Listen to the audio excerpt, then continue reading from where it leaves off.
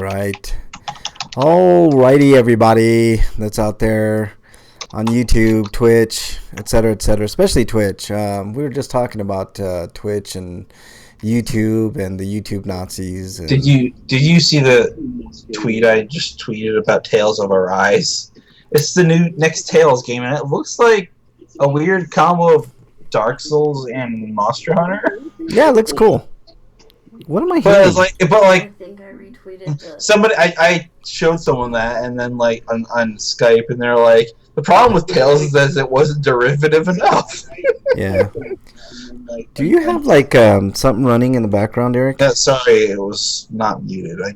I have the stream running. Oh, it's all good. I was just like wondering. I was like, I kept hearing something. I was like, I still find it amusing that there's an adventure game coming out, their upcoming adventure game called Black Sad Under the Skin. It's like, why is it called Black Sad? Yeah. You're playing as a detective who's a cat man. Yeah. All right, if you're just joining us, the show's RPGrinders. I'm your host, Frank Branches. I'm just doing a little pre-show for the YouTubers and Twitchers out there, people on twitch.tv/RPGrinders. If you want to be here live, join us live on Fridays at 7 Eastern Time. We usually run till 9 Eastern Time, and every once in a while after that, I do a GDP. I haven't exactly decided when I'm going to do this month's GDP, but... I don't know, maybe next week. It should be fun. I don't have a theme, but I'm sure I'll come up with something. I always do. But that's always a good time. You request a song, I play it for you, and everybody in chat has fun. Gonna be a good show today, Eric. Lots of news. Of course, E3 is coming up, and I think we've already discussed E3 quite a bit, but there's some leaks and some other shit going down that I don't know we're going to get too much into this week. But E3 is going to be fun. There's going to be a lot of good surprise announcements, I'm sure. You know what people are really pining for is like a Bully 2 announcement. And I don't know why. I thought Bully was slightly overrated. I don't want anything Rockstar makes nowadays, to be honest. Yeah, I know, man. They're great. Their games are great, but the way they get to their games is something for discussion for sure. It's not just that; it's just the content of the games. It's like they're like aiming super high for realism. They've only ever done like one genre, the open world genre. Yeah, no, I understand, Eric, but I mean, if you look at Grand Theft Auto and how it kind of transformed the way that open world games were being done, there is homage there. You know, there's things that we can point to in almost every video game, and I enjoy the Grand Theft Auto. I just like to games. see them do something they haven't done before. Yeah, I know, man, but when you're making that much money, like Take-Two is fucking raking in cash. Like I think I would ride that cash train. Enough money in GTA 5 Online that they can afford to be risky right now. Yeah, I get it, Eric, but I think they're I mean, Grand Theft Auto 5 is so refined, Eric. Like when I'm sure they're working on Grand Theft Auto 6, and we might get an announcement at E3. I mean, that type of game with that level of detail takes a lot of work, and it takes a lot of time to get things the way that their standards are. I mean, they don't want to become the next EA. You know, they don't want to have an Anthem on their hands. They haven't done any microtransaction stuff other than the shark money that you can buy on for GTA Online. Yeah, no, I know that. But I think as a company as a whole, if they treat their employees a little bit better, I think that'd be a company I look to as a gamer to really support. But I agree with you, man. They got to get that type of shit under control. That crunch nonsense is ridiculous. If you're just joining us, the show's RPGrinders. We haven't started yet. We're waiting on Breakman to join us. We're going to have a ton of news to talk about today. Obviously, E3 week coming up. Big time sales that I'll be talking about, especially on the PlayStation side. I saw a few movies. Eric saw a few movies. I think we'll double team on Godzilla because, I think we both saw that. I know you saw Dark Phoenix, so we're going to have a review of that. Hopefully spoiler free. Although, fuck I really have no desire to see Dark Phoenix, so I really don't care about spoilers. We might have to do a spoiler disclaimer before that. But anyways, it's going to be a fun show. There's going to be lots of stuff to talk about, lots of stinkos, lots of sweetos. We always deliver at least 2 hours of content every week for y'all. So if you're listening, give us a like and subscribe to the channel, please. I got a total of 9 subscribers. We got to get that up. I'm hoping that the last half of this year we can get a few more subscribers. But we'll see. I mean, we've been putting out 2 hours worth of content every single week for years. So we are the longest running show about skepticism, role-playing games, politics, and everything else we want to talk about. But I can't think of a show that's been on longer than us talking about the things that we do, Eric. So it's kind of an accomplishment, and I'm glad that we do what we do, and I hope people enjoy it. So without further ado, I'm gonna get Breakman on the line here. Let's see if we can get Break before we get the show proper started. Oh, I blame Breakman. That's what I do. Just when he gets on, Eric, just blame Breakman. Mm-hmm. I blame Breakman, Eric. Okay, that's weird. Can you guys hear me? Yeah, we hear you. Hi, Okay. Breakman. I didn't even know you were here. It's just we were just talking about some cool stuff, and We're wondering if you pooped today. oh yeah, we were wondering if you pooped. Did you poop today? For some reason, I'm having audio issues here. That's fine. Can you hear us? Yeah, I can hear you guys. We can hear okay. you. We can hear you. I can hear you. I guess just deal with it. What's wrong on your end? You need me to hang up and then call you back, or what's going on? Well, it was ringing outside of my headset, and when I first turned it on, I was hearing stuff outside the headset, but now it's working. So okay, it's working. Okay. I'm thinking there's something wrong with my headset, not Skype. Okay, well that's cool. Or maybe your settings or something. I don't know. If you need me, I can remove you from the call and try again. But No, it's working now. So Okay. everything's good to go. all right. now. Okay. It looks like we're all good to go. We haven't started the show proper yet, so nobody's really. Which is in good chat. because I'm not even loaded up yet. That's cool. Let me know when you guys are ready, and then we'll get it going here. Episode 543, guys. That's it's getting up there. I think we might be like the longest running show ever. I'm sure at some point it's gonna get that way. And That means we have to kill some people off, though. that's true. But yeah, who are we gonna kill off, man? Not Eric, not you. Maybe No, not I meant me. like other shows, like OLR and stuff like that. We gotta kill them off. Freak Five's in there. Yo, Why is Freak. Now I'm not charging? Shit, hold on. Yeah. He says that he's unable to listen. He forgot his earbuds, but he thought he would join the chat for the last 15 minutes of his break. We haven't really started, so it is what it is. So I gotta sneeze. Achoo! Oh boy, man, I couldn't get that mute button quick enough. You guys got to hear that. That's the bonus material you get on RPGrinders. Me sneezing. Can you turn off the fan, please? Yes. Thank you. You're welcome. Associate helper Bernie. Yay! Bernie's in the house. Is break Hold on, late be right again? back. Yeah. Freak Five says is break late again. I said, yeah, he is. Actually, he's not. He's on time. He's just going to go get a beer or something, I bet. I got water. Good to go. I think we're good to go. If you're just joining us, we haven't started the show proper. The show's RPGrinders. I'm your host, Frank Branches. I'm joined by Eric the Great, and Breakman the Bold. We'll be starting here momentarily as soon as Breakman gets his beer going. That's how we roll on the show. It's either weed or beer, one or the other. Or I don't know what you're drinking, Diet Pepsi or something, Eric?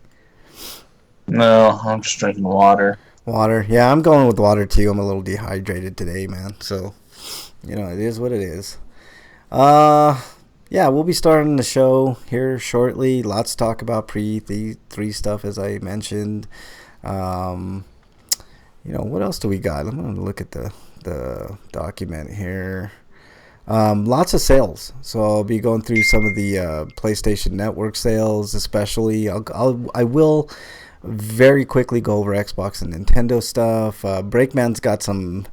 Whew, does he have some doozy of Dear Breakman in his segment today? So we'll go through those. We've got some reviews. I'm gonna be doing 4 reviews. I think that's a record for me. I'll go through them rapid fire though. Godzilla, Eric and I will definitely go over. If you don't want spoilers, then you of course you can skip past them. Some Stinkos, some Sweetos, and kind of a fun free for all today. Off topic for us. Like we normally go with hard hitting politics stuff, but I thought we'd take a break from that, and then whatever. But we'll get it going. We're gonna have fun. Freak5 in chat says we all know he's late because he poops and then faps before the show. Probably. I know Freak5 can't hear us. I think he's getting beer, but whatever. Actually, I was masturbating. You was mad. See, so Freak5 was right then. He said that we all know he's late because he poops and then faps before the show. He needs to save time and fap while pooping. I didn't even know that was possible, Breakman. Fapping while pooping. So I guess the new hashtag is fap and poop. I fapped and pooped today. Or either fap and poop. I think we should start that hashtag. Are you guys ready to go? I think I'm ready. I think I got everything set here. I guess. Breakman's like, I don't fucking know anymore. What did I do with my life? I'm here. I'm on this goddamn show. Eric, you ready to go? Yeah.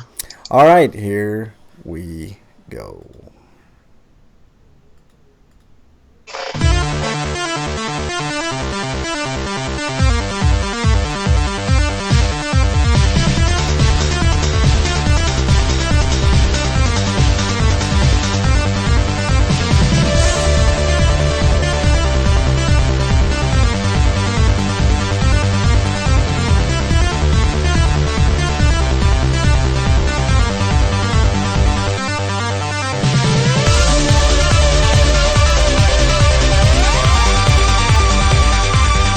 And welcome everybody to episode 543 of Fap and Poop. I'm your host, Frank Branches, alongside my trusty cohorts, Eric the Great, Breakman the Bold. It's not Fap and Poop, it's RPGrinders, of course. Gentlemen, how are you? Here.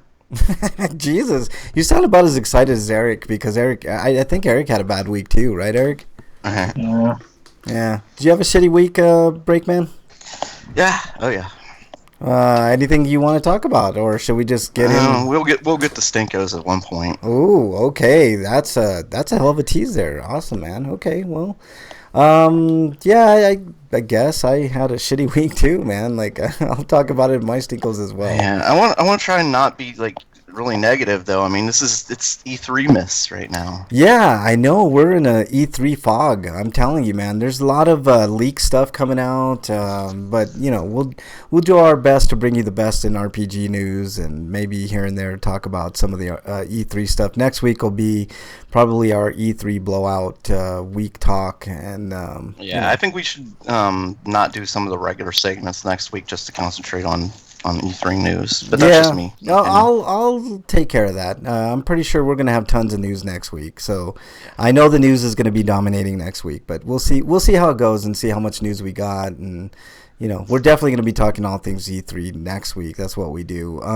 Does anybody know? Speaking of E3, does anybody know where the best coverage of E3 is gonna be? Is it just gonna be on like Sony's channel or anything like that? Because like back in the day, it used to be like G4 was the place to go. What was that? Did somebody shit their pants? Wow. I guess I failed that game. Yeah, I guess you did too. Is somebody playing a video game and not hosting? Is what's going on here? I don't know. I guess, man. That came out of nowhere. I wasn't ready for it. So Eric did shit his pants.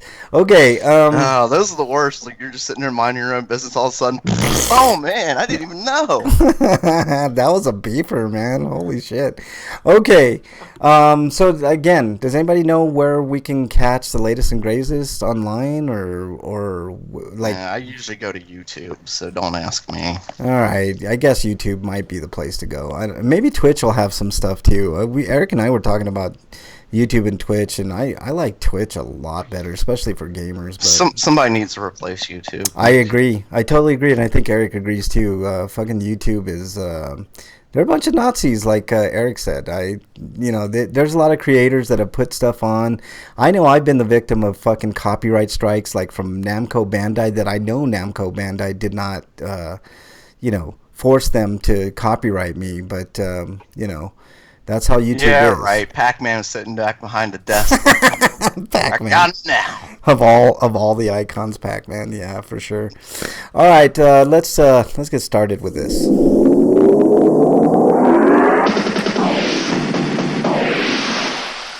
RPG news. All right, we got tons of news, Eric. Let's get right into it. All right. From RPG site, we've got Citizens of Space, which is the sequel to Citizens of Earth, which was from 2015.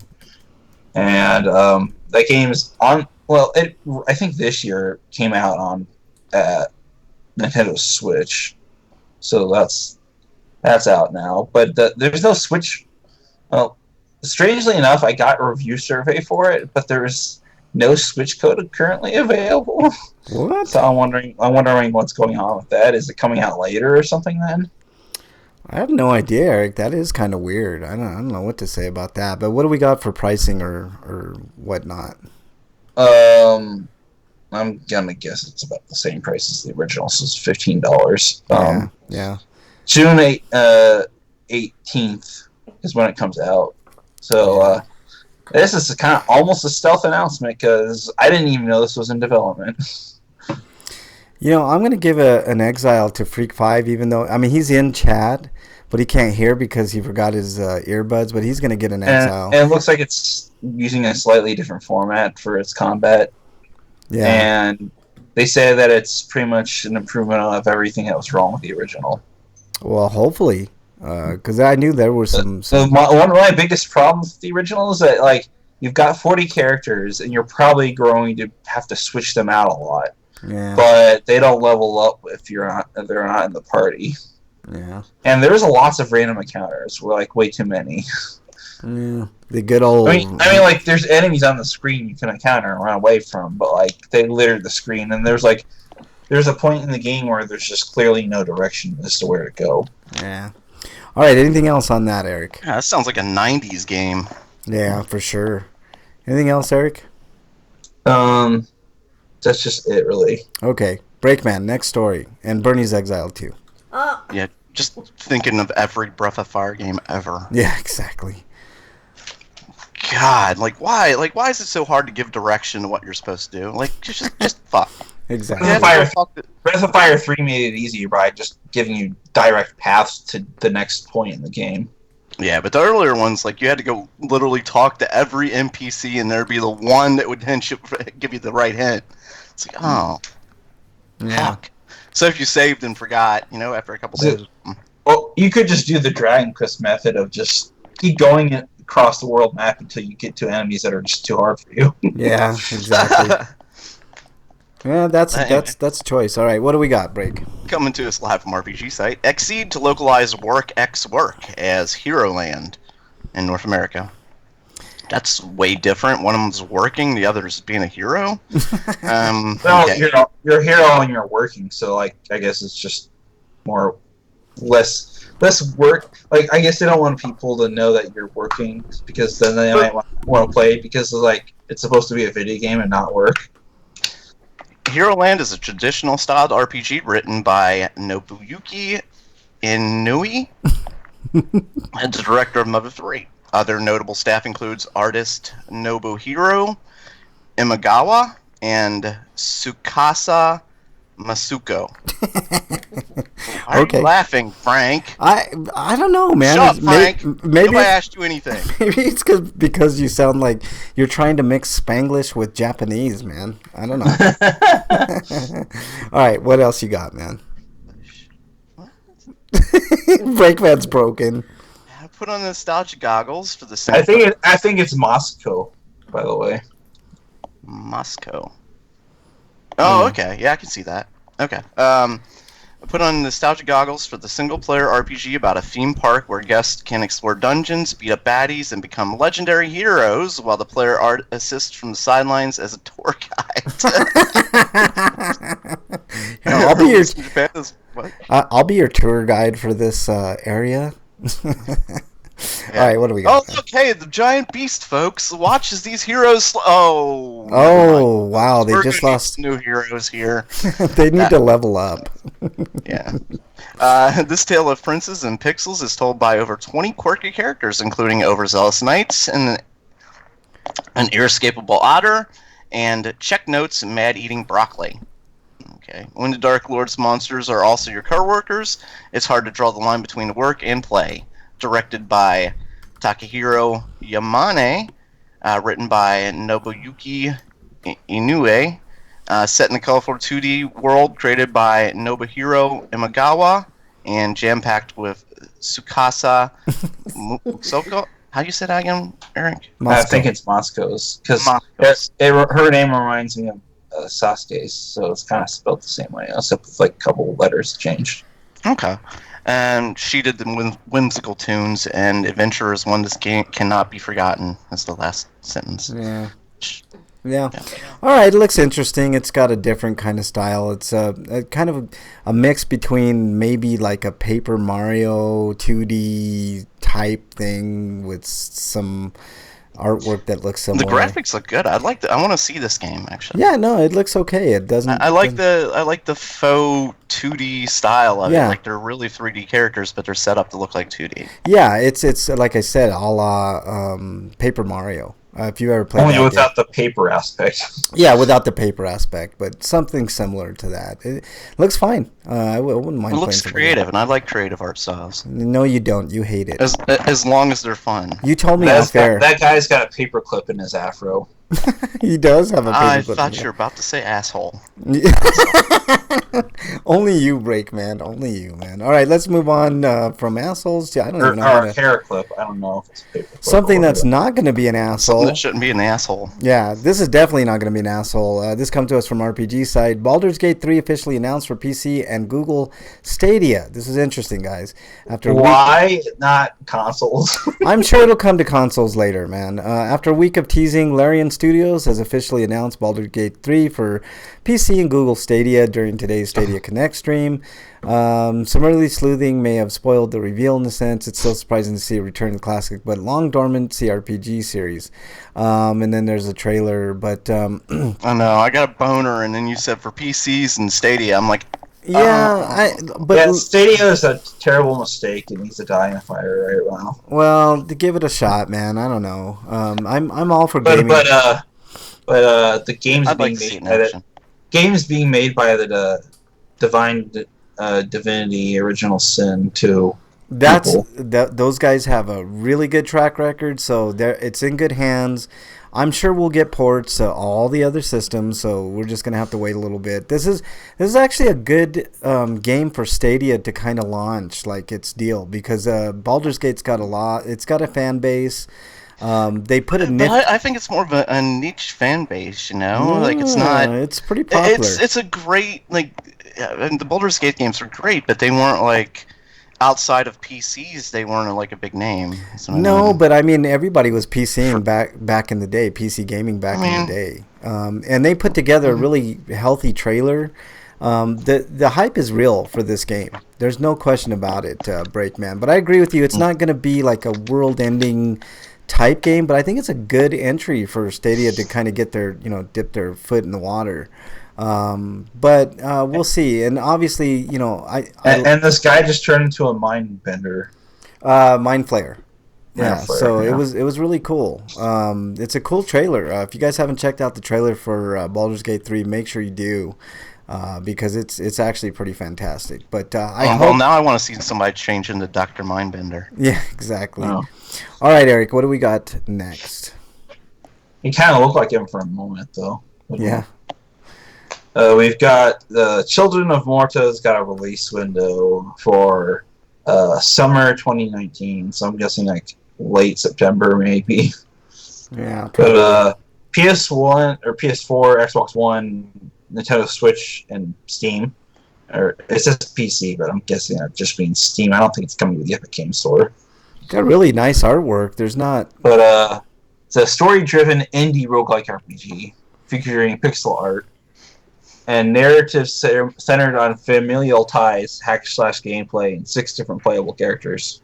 Yeah, I love the art style. Art style is really good. It sort of has a Diablo feel, but more roguelike, I'm guessing. And it says the digital version of the game will have the odd price point of $22. Yeah, well...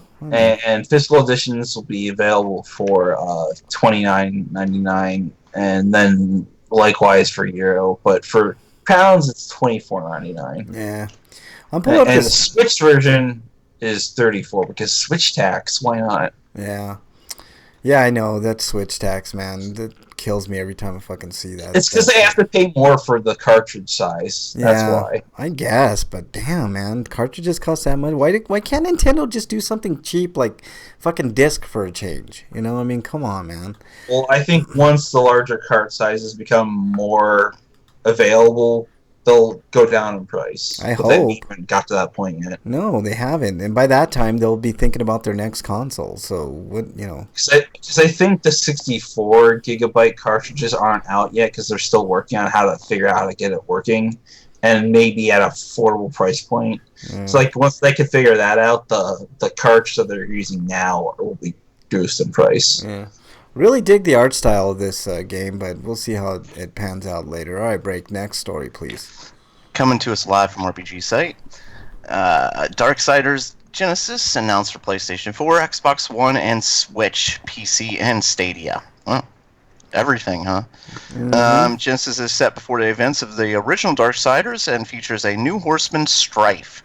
Some listings have appeared on Amazon offering a description of the game. Here's the trailer. Well, it makes sense considering we've only seen 3.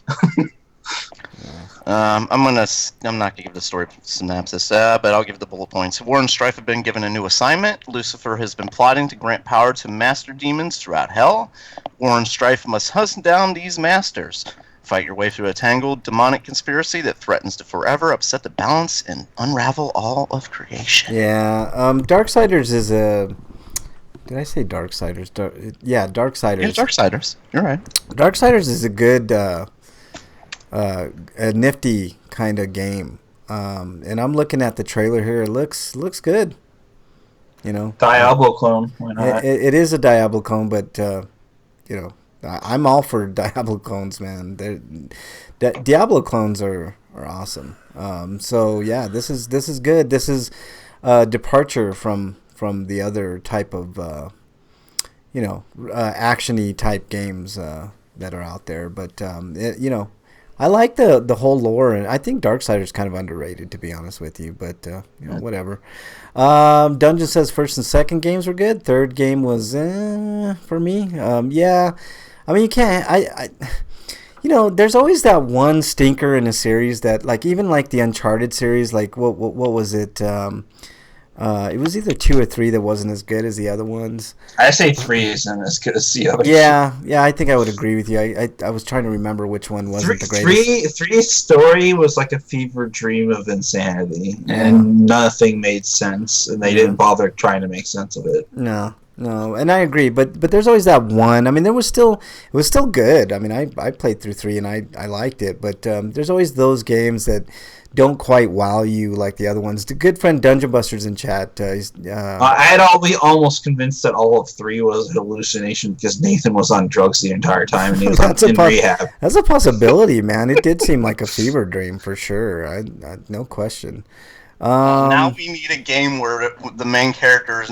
We need a series where the main character goes into rehab and yeah, comes out. yeah. We need that, and like they have to deal with like issues like, yeah, what's his Yeah. name's got to go into rehab. Yeah, exactly. Dungeon says, yeah, I think it was the third Uncharted too. Yeah, I agree. Let's see who's in chat. Commander Root's in chat. Bernie's in chat. Lurks is in chat. Welcome back, Lurks, and Dungeon, of course. And we'll probably get some more later. I'll re-mention some names that come on in. People were complaining that there were too many cutscenes. Really? I mean, come on, man. Sometimes I think there were too many cinematic scenes that like transitioned to the QTEs. I don't. And that was another problem. I don't mind that type of stuff. I mean, I think that they did a really good job with that game, but I agree it was the weaker of the bunch. Dungeon says the last Uncharted was fun, but the combat started to get really repetitive. Well, you could say that about all the Uncharted Are you games. talking about the game with Chloe? Or are you Oh, talking about like 4? Lost Legacy or whatever it was, or 4. Yeah, but they all are pretty repetitive, to be honest with you. Great way to close out Drake's arc. Yeah, I thought so too. I thought that was a good way of sending that series out. All right, let's move on to the next story coming to us from... There'll probably be more Uncharted. They just want Nathan Drake on them. Yeah. All right, let's move on to the next story. Coming to us live from RPGsite.net.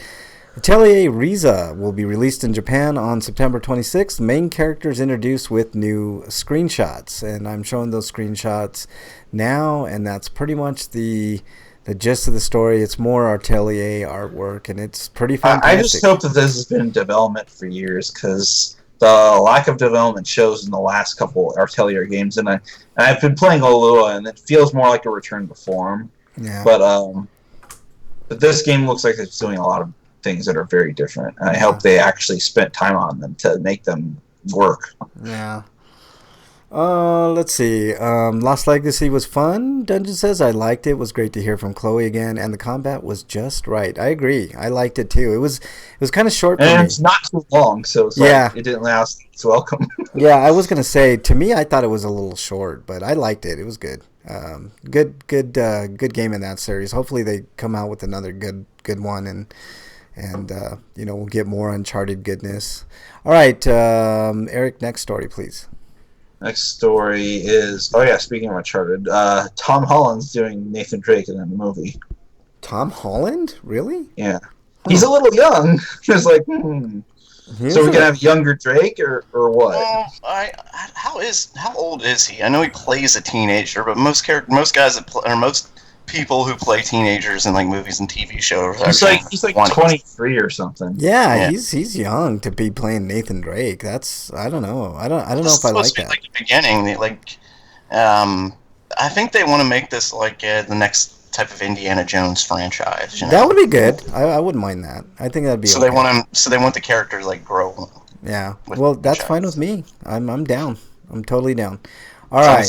Right. Eric, let's move on. We got to get these news stories done. Okay, moving on. We've got Dragonstar Varner has a date for a Steam version. Okay. Well, sort of. Well, sort of. It's like it says release in 2019, which, I guess that means probably before. I'm gonna say it's gonna be an October release. Yeah.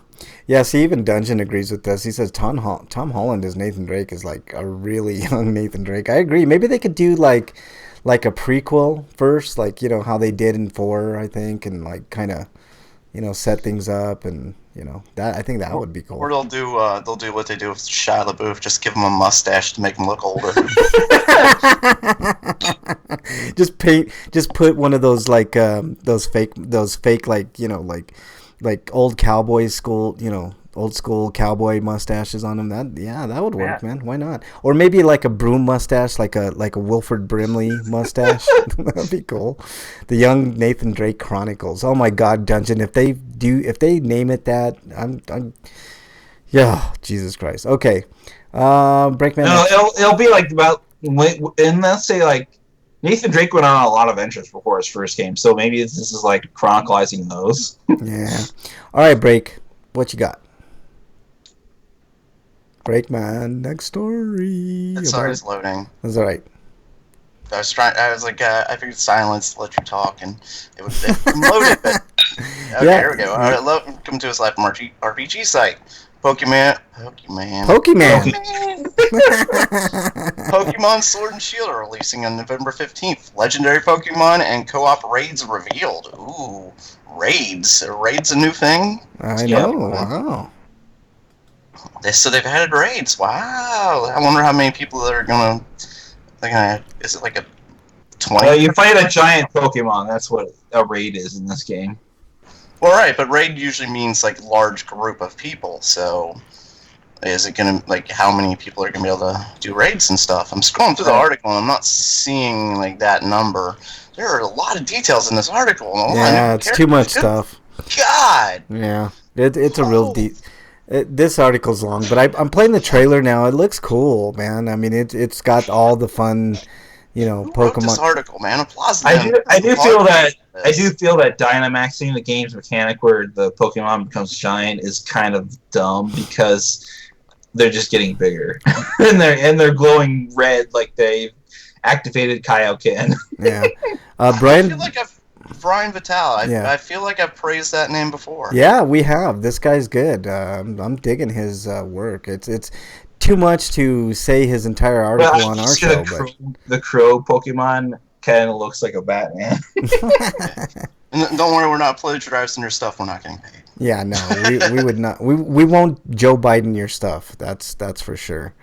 All right, looks good. I mean, I looked at the trailer. It looks fine. I don't know how they were touting this as like being revolutionary, but I don't know how revolutionary that's going to be. But it looks good. It looks like another great entry in the series of Pokemon games. So I'm sure. That one looks fun to me because the Pokemons look they look like real characters. Yeah, no, they don't look just in the original how they were just a 2D image and stuff like that, and in upgrades they were still just an image. Yeah. Like now they seem like full-fledged living, breathing animals. Yeah, I think they look cool. It's more like Monster Hunter Switch type stuff is what you're saying. Yeah. I dig that. I can get down with that.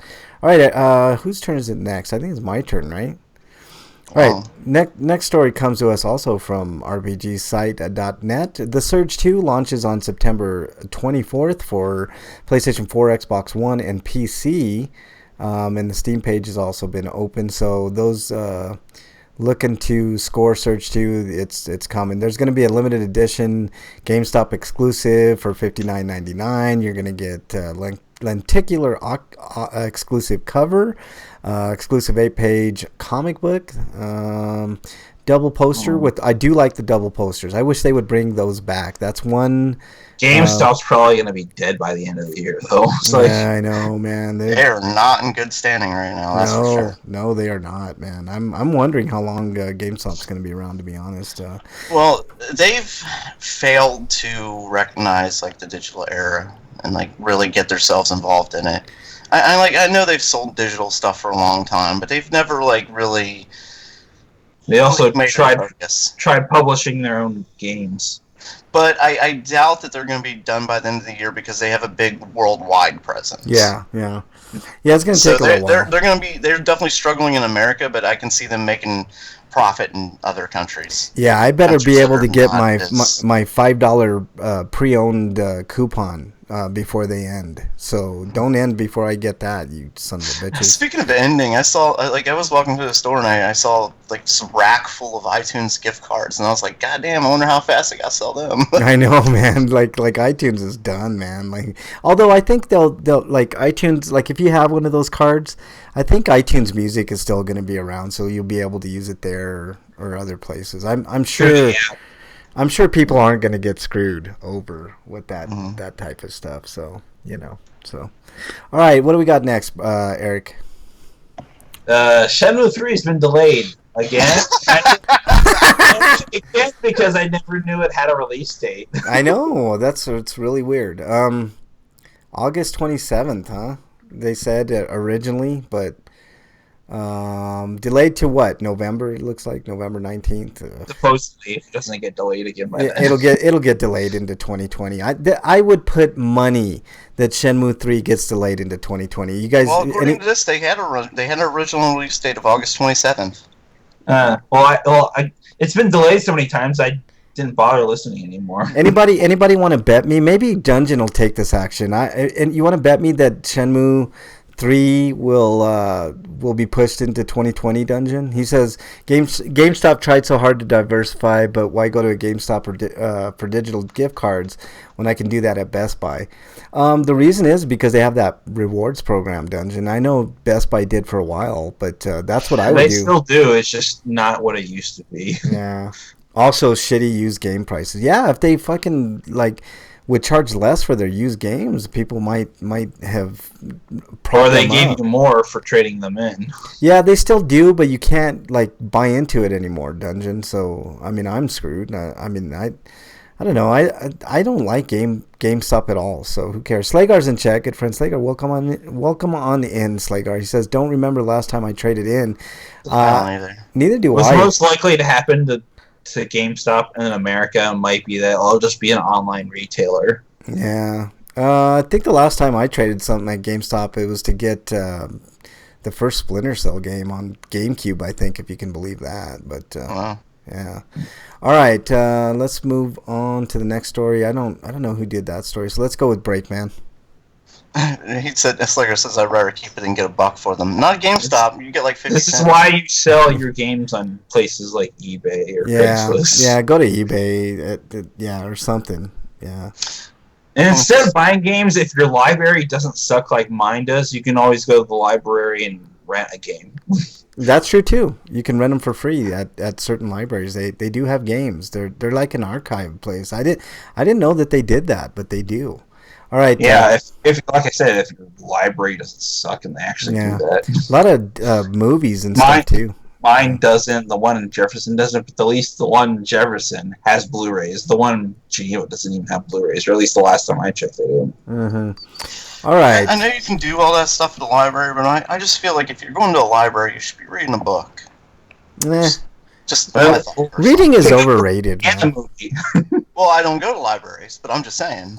Reading is overrated, Breakman. Come on, man. I mean, this is what are you trying to do? Educate the world, Breakman? How about you educate the world with I write reviews and you're working against my interest by telling people that reading is overrated. Dungeon says, why trade in when I can just sell a relatively new game for more money on eBay? I think last time I went to GameStop was this past holiday season to hunt down for Tetris Effect when they had a $20 special for it. Yeah, see, that's the only reason. Now. The only reason I go to GameStop is to buy PlayStation cards because I can get rewards for it. The more money you spend at GameStop, they give you rewards, and I still like gaming for it. I didn't think cards would be something they let you get reward points for. I don't know, but you spend money there. Whatever you spend money on, you get rewards. So that's why I do it. That's exactly why I do it. Or Funkos, yeah. Bernie putting out Funkos. I like Funkos. How dare you? All right, Breakman. Whatever you do, though, don't eat that Funko Pop Sonic cereal. It's awful. I wouldn't know. I don't. I'm not gonna eat that shit, man. How's the Mega Man cereal? It's basically just that, but they put Sonic on the box instead. Oh, okay, so awful. Coming to us live from Gamatsu, Grand Blue Fantasy Versus, published by Xseed Games in North America. Xseed Games will publish Grand Blue Fantasy Versus for PlayStation 4 in North America. I don't know why I keep saying it like that. I'll try again. Grand Blue Fantasy Versus. Okay, that's better. In North America, PlayStation 4, it'll be playable on E3. It's great for all those that go on E3. You're probably not listening to this show. Here's an overview of the game. Set in the world of Grand Blue Fantasy, the hit Japanese mobile RPG developed by Cygames with more than 20 million players. The fighting game is designed to appeal to both Grand Blue Fantasy and fan games alike. Well, that's cool. Games? That's fighting game fans like, sorry. Yeah.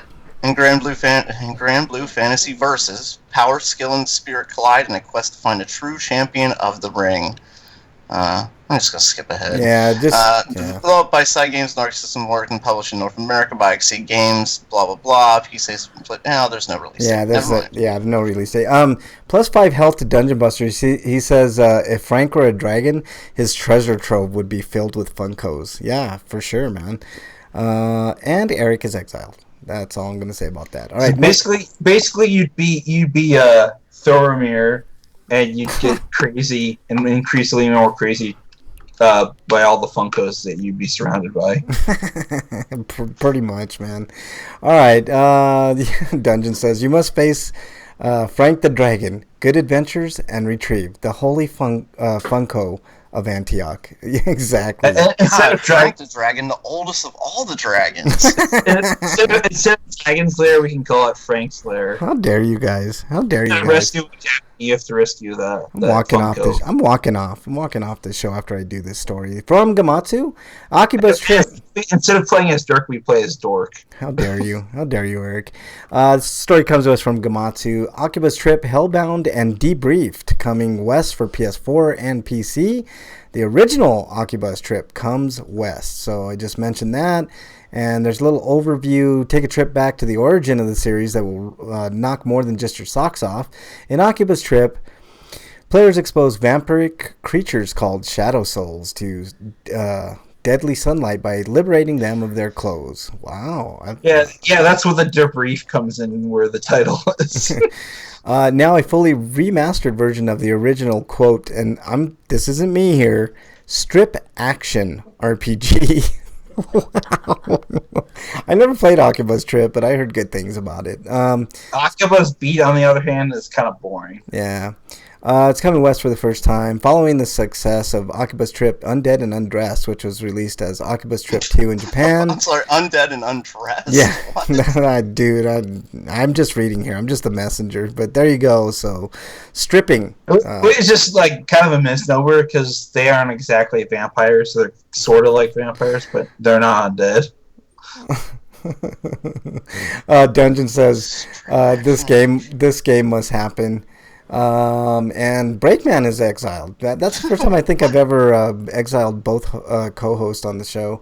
I know how to defeat Frank the Dragon. It just hit me, Bernie says. And then she didn't say, tickle him. How dare you? How dare you? How dare you give We all know Frank's weakness now. How dare you give everybody's actually that's a false weakness. Frank, do you breathe fire or do you breathe something else? I breathe weed fire, man. That's what I breathe. Dungeon says tries to summon Don Bluth. Dungeon sword is like a series of glued together toy train cars. The strongest is a lion, though. Yeah, and like I have like a rival, and it's like the Trump dragon or something. It's got this big orange mop on top of its head. Cast Tensor's Tickling Phantom. Dungeon, you're on fire today, man. +5 for charisma too, Dungeon. All right, next story, Eric. Next story is from RP. No, Gamatsu.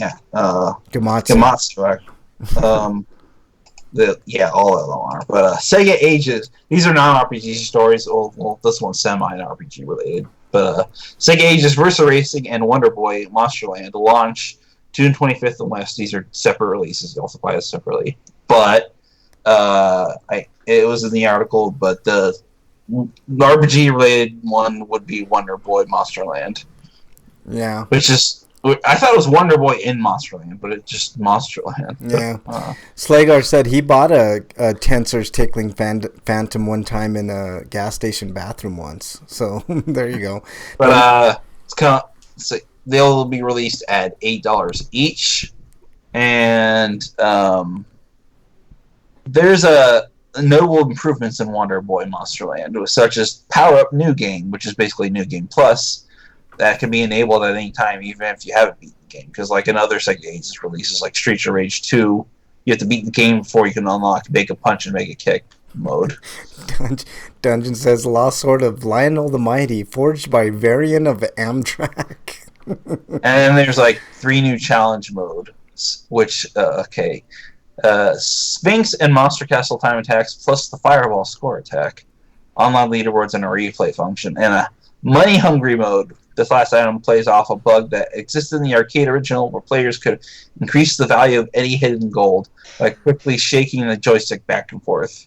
While the intended bug is enabled by default here, the Money Hungry mode disables it for the truly hardcore. Wow. Why would anybody want to play virtual racing? I agree. I totally agree with you, Break. Like I'm looking at that. Who would pay How much? How much did you say? $7.99. Yeah, $8 for virtual racing. Yeah, that's crazy. At least it would be the first Arcade Perfect port that has existed. Yeah, I guess. Oh, fuck. Let's see. Yeah, but would you want to play like an arcade perfect port of the original Virtua Fighter? Probably not, man. Ooh. You're better off just Or putting Tekken? I mean, like those original 3D games do not hold up. Well, they're selling on people who are really hard up on nostalgia here. Yeah, for sure. Like I love nostalgia too. Like I'm definitely buying that Sega or later in the year. You know? Yeah. No, I get it. Yeah, some games age better than others, and that's not one of them. Yeah. Like some people, I still want it. I think like the PlayStation, the original PlayStation games, and a lot of I'm sorry, not all of them, but a lot of the original PlayStation Saturn games don't hold up. I agree. As far as like 3D games, I totally agree. The 2D games, there's a lot of great 2D. I mean, I'd still play King of Rangers, but I'm not gonna say it's pretty. It's not. Yeah. No, look. Here's the thing. Like $8 is too much. It's way too much. $1, $2 if you want to get saucy. $3 if you want to get greedy. You know what I'm saying? But $8, right. $8. That's like you want a gold house at that point. There's no fucking way I'm paying $8 for virtual racing. Maybe Monster Boy. But not even that. It says that game supports up to 8 players simultaneous local multiplayer. Maybe if it had online multiplayer, I could see the $8. Even if it had online and multiplayer. if it came with beer. Yeah, and it came with a 6-pack of beer, or no, it's a digital It's gotta be an download. 8-pack. It's a digital download though, so I don't see how it could come with beer. That's true. Yeah. All right. Yeah, just send in a repaid code and they'll just mail it to you. Breakman, you get the honor of. Can I have my beer dine dashed? You get the honor of doing the last story, Break. Oh, I accidentally closed this chat. Oh well. Coming to us live from Gamatsu, SpongeBob SquarePants Battle for Bikini Bottom Rehydrated announced for PS4, Xbox One, Switch, and PC because that is the latest trend. Let's take every single game that came out on the 360 in the 360 era and PlayStation remaster. 2 era, yeah, and let's just remake them and resell them. How much are they going to sell this for? It doesn't show. It doesn't show. I think this is more like THQ Nordic saying, hey, remember all those Nickelodeon licensed games we did? We're doing them again. Yeah. And you know what? I don't remember Battle for Bikini Bottom being a great game. I think I remember. I remember hearing that the GBA version. Yeah. I remember hearing that the GBA version was actually the better one because it wasn't encumbered by shitty 3D platforming. Yeah. To be honest with you, I played a lot of those games. There were some that I don't remember any of them actually being fun. Yeah. Like it's just my nephew needed help with something, so it's like okay. Here, I think there was some good humor in the. I can't want to put this in the lulz because it's like why THQ. I remember some of the humor being okay. I guess. But as far as a remaster, I can't. Why would they? I guess because they'll sell it. That's why. Slagar says I'm literally 100 feet from a Lionel train shop. So there you go. Nice. Yeah. It's Lionel, by the way. Oh, I'm sorry, Lionel. Jesus Christ. All right. Gamatsu. Oh, I'm sorry. Where am I? You're done, right? Where am I in the story? Okay, key features: play SpongeBob, Patrick, Sandy, and use their unique set of skills. Fucking Sandy. Yeah. Thwart Plankton's evil plan to rule Bikini Bottom with his army of wacky robots. See, she just wants to overthrow him. Like once Plankton's dead in the show, Sandy will reveal her evil true self. Yeah, I People agree. just don't know. Meet countless characters from the beloved series. And then the remake features fateful remake of one of the best SpongeBob games ever created. High-end visuals, model resolutions, and carefully polished gameplay. Well, considering all the other SpongeBob games that are out, that's not saying much. Yeah, I agree. Okay. I totally agree. Brand new Horde mode multiplayer for up to 2 players online and split screen. Well, that's fun. Okay, that's a nice little restored addition. content that was cut from the original game, like the Robo Squidward boss fight and more. A lot of times content was cut for a good reason. But sometimes not. No, I'm pretty sure since it's a licensed game, it was just cut to the time. Yeah, for Of course, sure. there's also that. And this was back before DLC was a thing. Yeah, for sure. Okay, is that it, Breakman? Yes, sir. All right, let's move on. I don't think so. No, we don't play that. All right, we're moving on to homie discounts. All right, I'm going to run through all the discounts really quick here. Days of Play sale on PlayStation Store is lit, everybody. It is on like Donkey Kong. You can get Detroit Become Human for $7.99. You can get the enhanced edition for like $11. Comes with a couple of. I'm planning on getting Detroit Become Human. Shadow of the Colossus is like $12, I think. Yep, it's actually $12.99, so $13. Doom is $15. Horizon Zero Dawn is the complete edition is down to $9.99. That's an absolute steal. Ni no Kuni 2 is $10 for the season pass. It looks like, but there's other. Ni no Kuni's on sale for like $20, and you know the digital deluxe edition or whatever. I'm not. I haven't read about the DLC, so I don't know if it's worth the $10. I don't know either, to be honest. Last of Us Remastered is $9.99. That's a great deal. Uncharted 4, which we talked about earlier, $10. Uncharted Lost Legacy, also $10.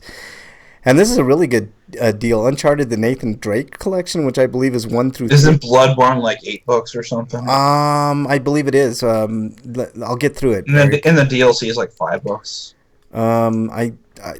I'm getting through it, Eric. I'll get to it when I get to it, man. Dark Souls is on sale for like $23, I believe. Spider-Man.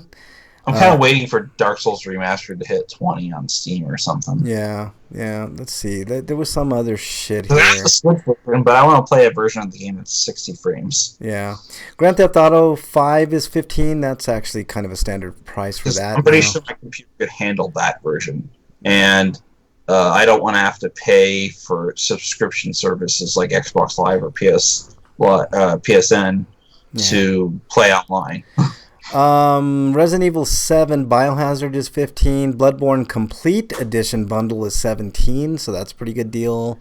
And there's plenty more on the days play sale, and it runs through the 17th, so you'll have plenty of time to get what you need. Dark Souls Remastered, $24. That's actually a decent deal.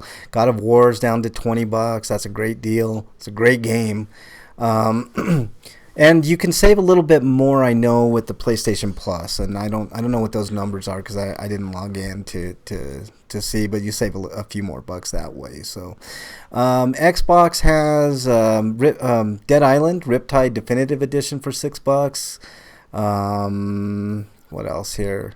Dead Island the regular edition, Dead Island Definitive Edition for $6.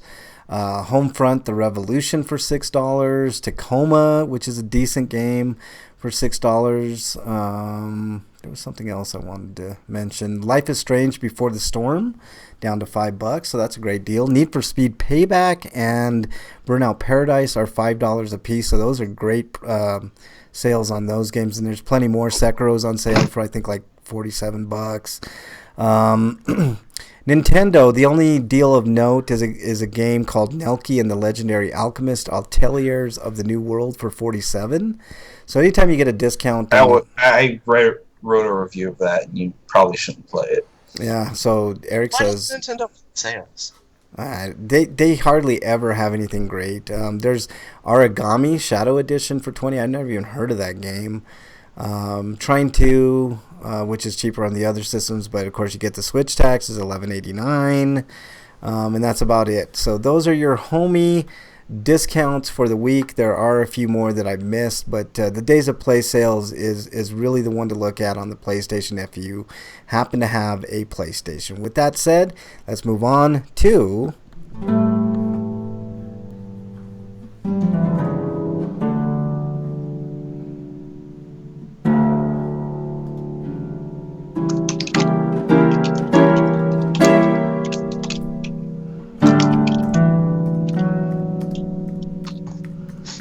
yeah.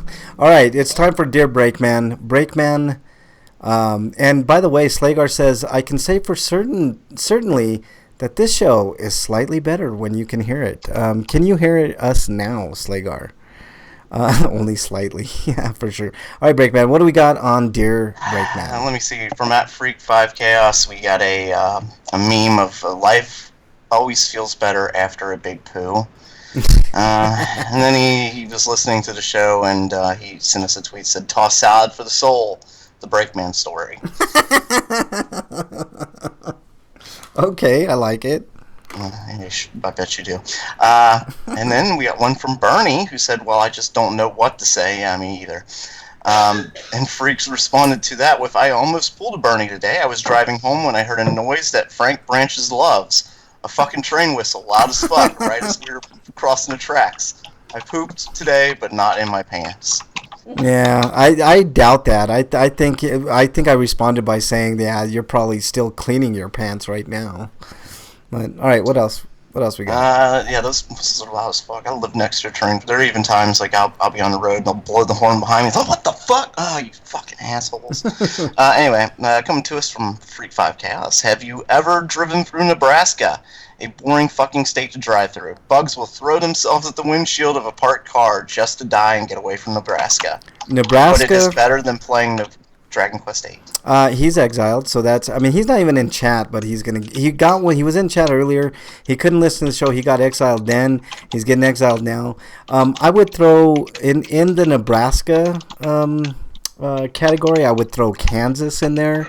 I would throw Wyoming in there. There's nothing to see in Wyoming until you get to. I'd throw Ohio in there too.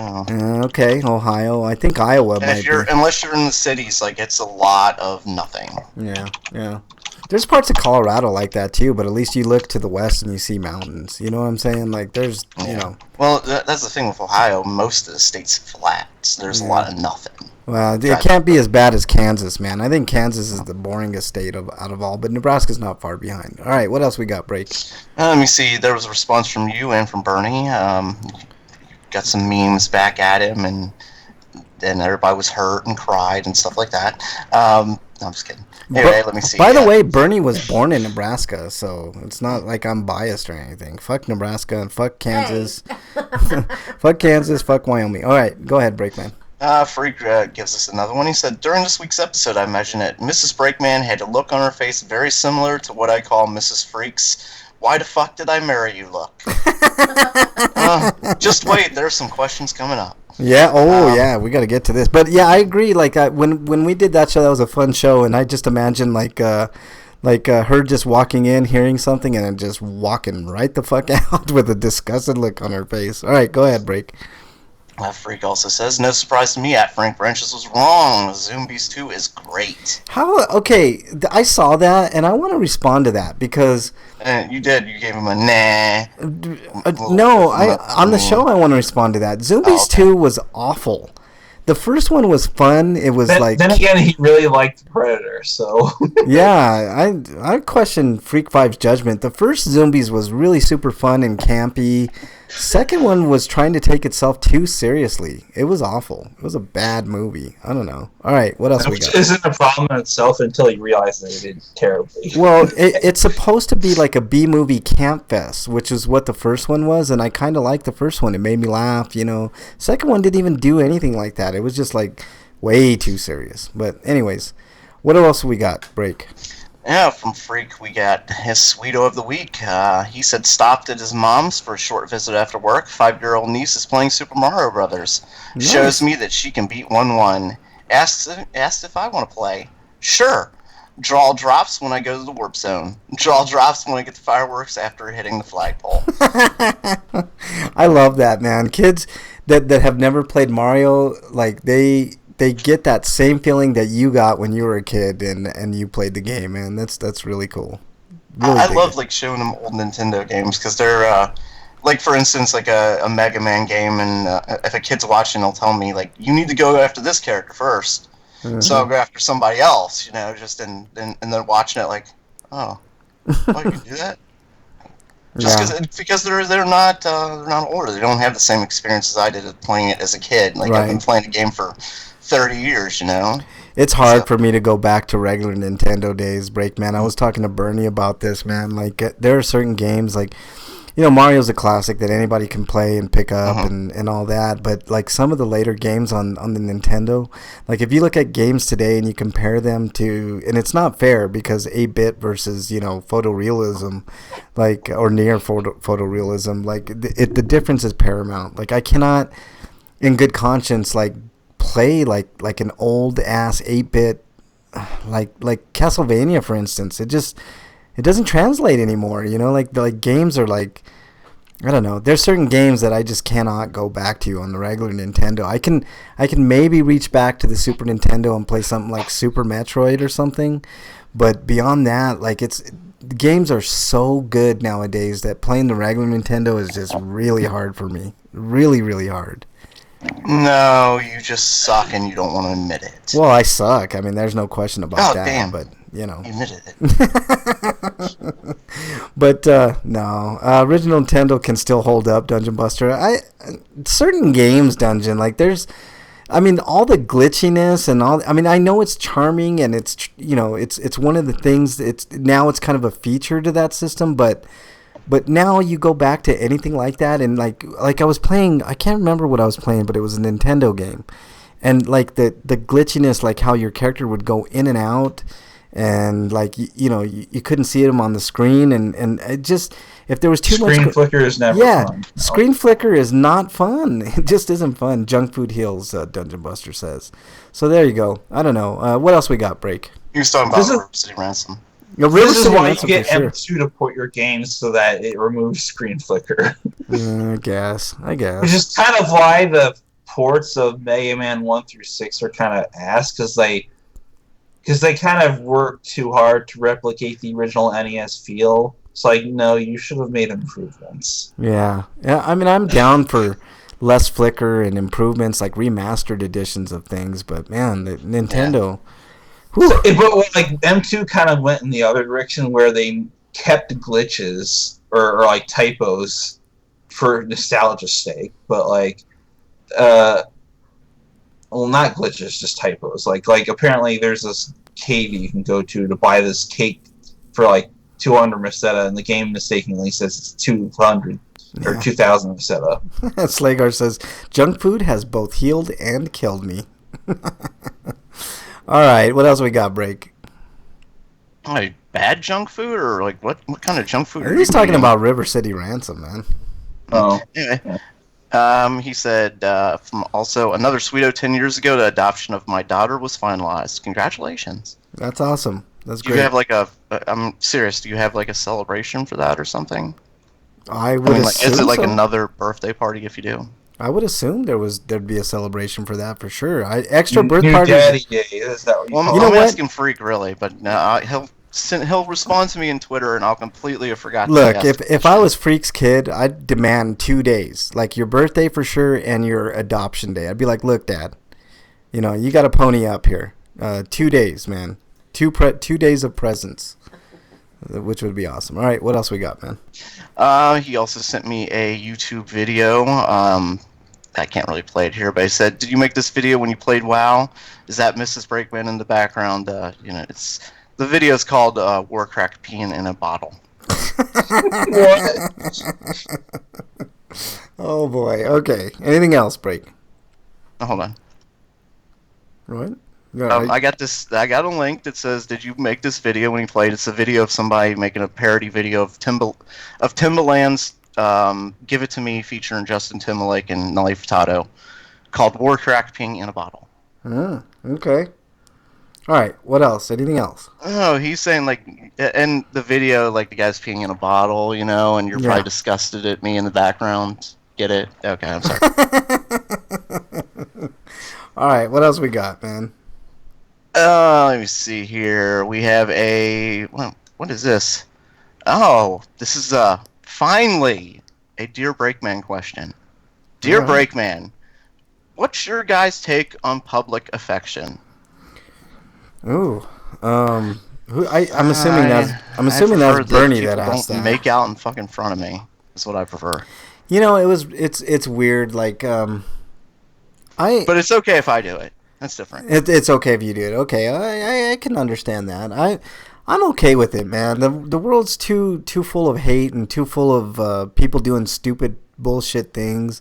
So have at it, man. As long as you're not like whipping out your penis in front of me or, you know, doing something stupid like that. Like you know, have at it. Go tongue kiss. Do whatever the fuck you want, man. Because, you know, it's the world is too full of bullshit and too full of people fighting with each other. So why not, man? Go, have at it. Go Go ape shit. Well, let me qualify. Like, depends on where you are. Like, for instance, I've seen people like making out in Target, for instance.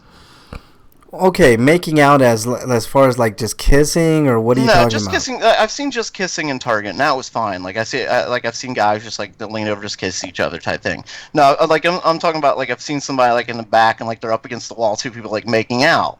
Oh, like heavy petting then. Yeah, like that.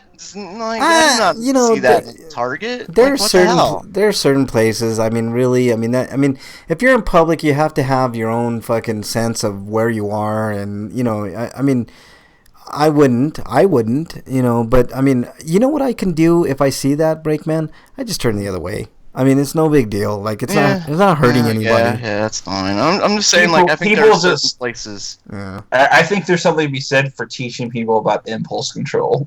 Right, that too. Like, if you're at a rock concert and something, and you know it's alcohol's flowing and it's a party atmosphere, and you're with your loved ones, something like that. That's different, you know. But if you're like I at don't know, Kroger shopping and stuff, or the Piggly Wiggly, like, hey, there's a pineapple. The Oh, let Piggly me grab Wiggly. your ass and stick my tongue down your throat. You know what, like honestly, Breakman, like I think the same thing applies. Like if you know, as long as you're not like straight out having sex and whipping out parts that are, you know, shouldn't be whipped out in Let front me of kids. qualify. Apparently, I just said it's okay in front of your family. That's not what I meant. I meant like your wife. Okay. I don't mean making out in front of your parents. Yeah, no, I mean obviously, you know, but I don't know, man. You know what? I've seen that. And I And mean like, making out with your wife and not in front of your wife. Clarify that too. here's the thing. Like I said, there's too much other things that we could complain about, like making out in a public space. Like Yeah, I definitely agree. It's not like I went and complained about it. I'm just saying Right. I've seen stuff like that before. No, I know. I'm not saying you are, Break. I'm just saying from my perspective, like, have at it, man. The world needs more of that, as far as I'm concerned. As long as you're not making a mess or hurting somebody else or whatever. I mean, you know, have at it, I guess. You know, I personally wouldn't, you know, do that in public, but whatever. So I guess, Eric, you feel, you know, have a little restraint. So do you, Breakman. And I'm kind of the same way, but I'm like, if I see it, I'm not going to be offended. And if I don't want to look, I mean, I'll turn away. I mean, if it's a hot chick with hot, you know, whatever, I might keep looking. But also, like, you have to think, like, people get arrested. It's a place of business versus like a street. Yeah. Well, I was just thinking, like, there are people that got arrested for doing it on this Ferris wheel, like the thing that goes vertically, right? Mm-hmm. Mm-hmm. Like, because they did it in one of those, and I'm just thinking, like, you know, I don't really care that they did it in there, but like, what about like if they left like fluids behind? Yeah, that's the one like thing. that? Like, that's Right. just like that's not very respectful of the next people coming. Right. You know? Having sex is different. Like that's you came, you like, know. now you should. What? I don't know. Now, if you brought your stripper pole towel and you wiped it down after, I think that's fine. I mean, you know. Yeah, with like disinfect it too. Yeah, like, you gotta get in there with some Lysol and clean that. So shit up. if you're getting to get your horn on the Ferris wheel, then you better like do some cleaning afterwards. All right, what else we got? Come Man? prepared, bitch. I want that shit like sparkling clean when I get on it. Yeah, you get that fucking. You know, do you know on those amusement rides? You honestly think that it's really healthy to, like, you know what I'm saying? Like, I mean, what else could I mean? You know, like there's a lot of those amusement rides have been pissed on by kids and probably yeah. adults alike and shit Oh like yeah, that. It's just, yeah. ugh. Puked on. I mean, all Oh kinds yeah. of. Bernie says, "How in the hell can you have sex on a Ferris wheel?" You really It can't. can be done, Bernie. Let's just put it that way. Slow moving things. They stop. You know. It's like, It's usually because they're small. That's the problem. Yeah, yeah. All right, what else we got? Right Oh yeah, I can see that. But you know, people have figured out how to do it in smaller spots. Like I've had some course. pretty tiny cars. I can see getting surfaced or servicing someone else, but Burger not like Burger full King on intercourse. Burger King bathroom stalls. Anybody? Come on. All right, break. What do we got, man? I'd rather do it in the parking lot. Just That's saying. true. Behind a tree somewhere in a bush. Yeah, not in a Oh, not in a restaurant bathroom. Oh Yeah. my god! Like, why don't you just do it in a bowling alley bathroom? Like, for God's sakes, or a bar bathroom. If you just want to sneak off. Exactly. Well, that's been done before. I've seen that, like in person and shit. Or at a baseball stadium where usually they have like the trough bathrooms and shit. Oh And I hate God, that. yeah, you don't want to do that. The women don't have that though. You go to the women's bathroom break, man. That's just a hint from me to you, man. If you want to go down that path. No, because you can't do that in like a stadium. Like the The- line is ridiculous. The If hell women's you like, I feel- can't. Why do you think I there's so feel- many lines at stadiums? It's not because of people. It's because people are having sex in the stalls. Break, man. Come on, man. I mean, the hell you can't have sex in the stall in a ballpark. That's not what I was saying. Like I said, you can't use the women's bathroom because it has a longer line. Oh That's what I no, was you saying. can definitely use the women's bathroom break, man. You can definitely use it. You gotta wait in that damn line though. No, you don't, man. You just get there before the line starts, and you're good to go. Yeah, but if you get there before the line starts, that means you basically have to get there at the start of the show or something. That's exactly right, buddy. That's exactly right. All right. Show hasn't started. You're you're in the bathroom like, yeah, we're done now. Exactly. What else we got? Okay. Would you rather have? I'm sorry. Yeah, this is a Dear Breakman. Would you rather? But oh no. Would you rather have sex with an unshowered for days, absolutely unattractive woman with a vagina, or a beautiful transgender woman with a penis? Ooh, this is a close call for me. Probably the transgender. You know? I feel like she was going to conclude my black book. I just. She was looking through your black book. I say the I transgender, don't want, man. There's I don't want to no talk about this. no way I'm gonna be unshowered. Are you kidding me? Come on, Yeah, man. man. When you're desperate. Oh God, I'd have to be super desperate for that. Man. Come on, man. What about you, Eric? What was the question again? An unshowered female, unattractive unshowered No, well, let me female. read it. Would you rather have sex with an unshowered for days, absolutely unattractive woman with a vagina, or a beautiful transgender woman with a penis? I'd rather go with the beautiful one. Yeah, I agree, man. And it gets, plus it's unhygienic to just, Oh, absolutely, no question about it. I think we answered You that. want pretty you fair. want to get down, you gotta clean up first. See who asked this question, Breakman? Freak? No, No. It doesn't sound like freak. Freak. No, that wasn't a freak question. This was Glitterina. Oh, Actually. Glitterina. I forgot to say that. I'm sorry, Glitterina. Yeah, Glitterina.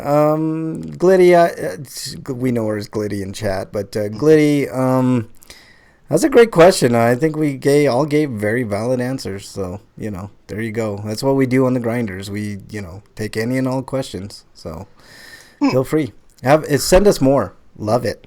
Love Yeah, those any port in a questions. storm. I mean, what are we talking about again?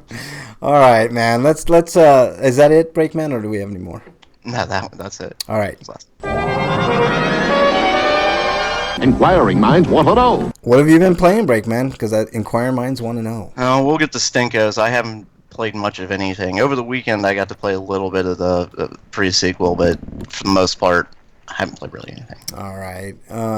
That's a nice tease. All right, Eric. Quickly, what have you been playing?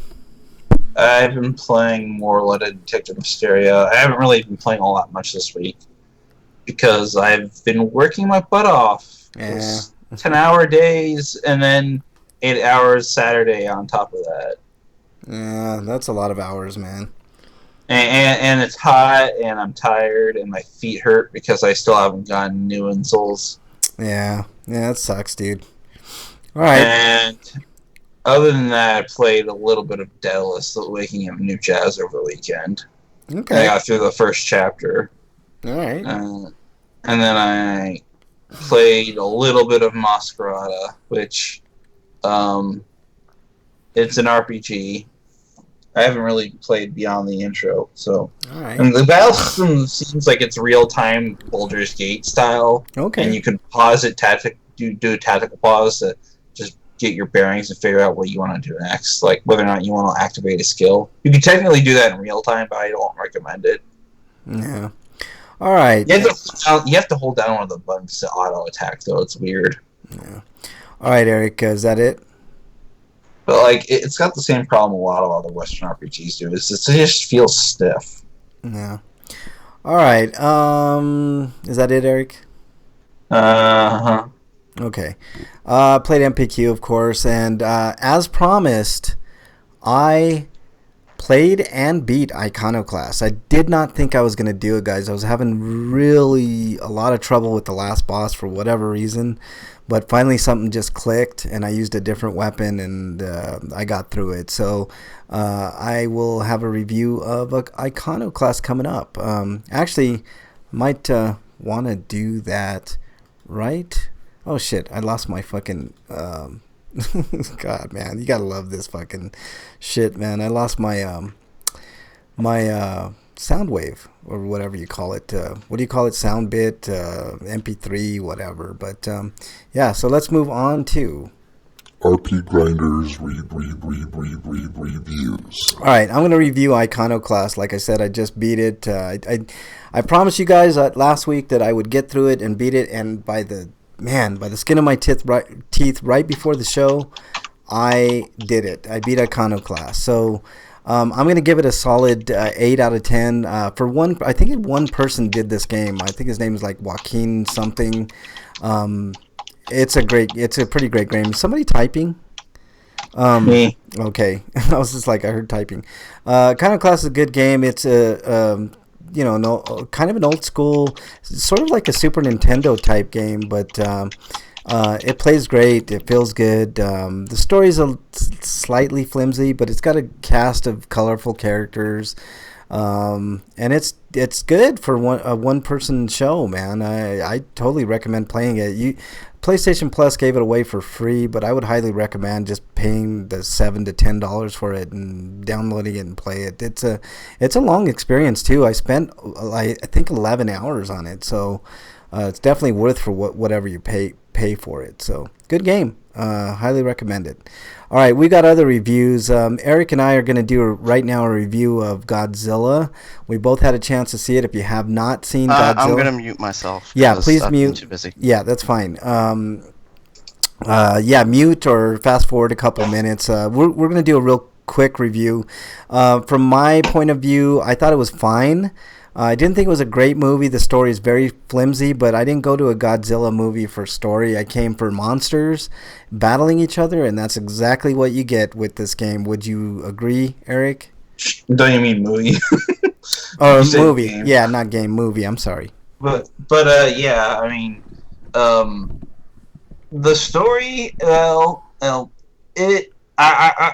haven't seen enough of the old Godzilla movies to know like how it compares, but it's probably on the same wavelength of like the importance of the human characters. Like, yeah, like the human stories are important, but they're also kind of secondary for a reason. I mean, Yeah. I mean, like the first Godzilla movie was not about monster fights. It was about treating him as a natural disaster and people's reaction to it after the fact.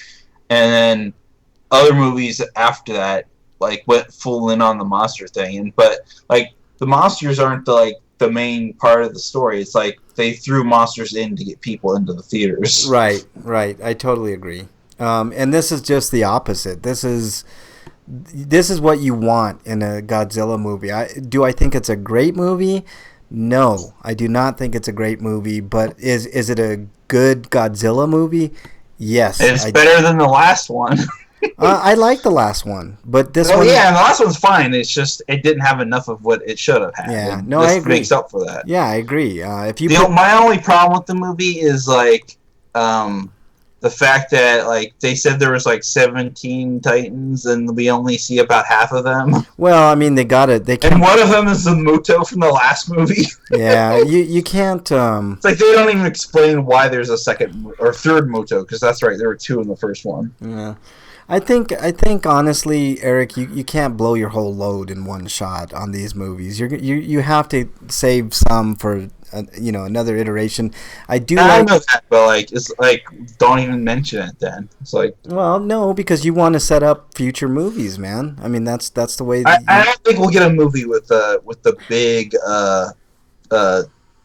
woolly mammoth thing. maybe we will. Maybe we won't. Generic monster. I don't know. I like the the monsters in it, but I think I think obviously next year is Kong versus Godzilla, and that's going to be fun. So it's like one of the monsters died supposedly, but I wonder if they're gonna bring them back as like their kids or something, because like they laid eggs.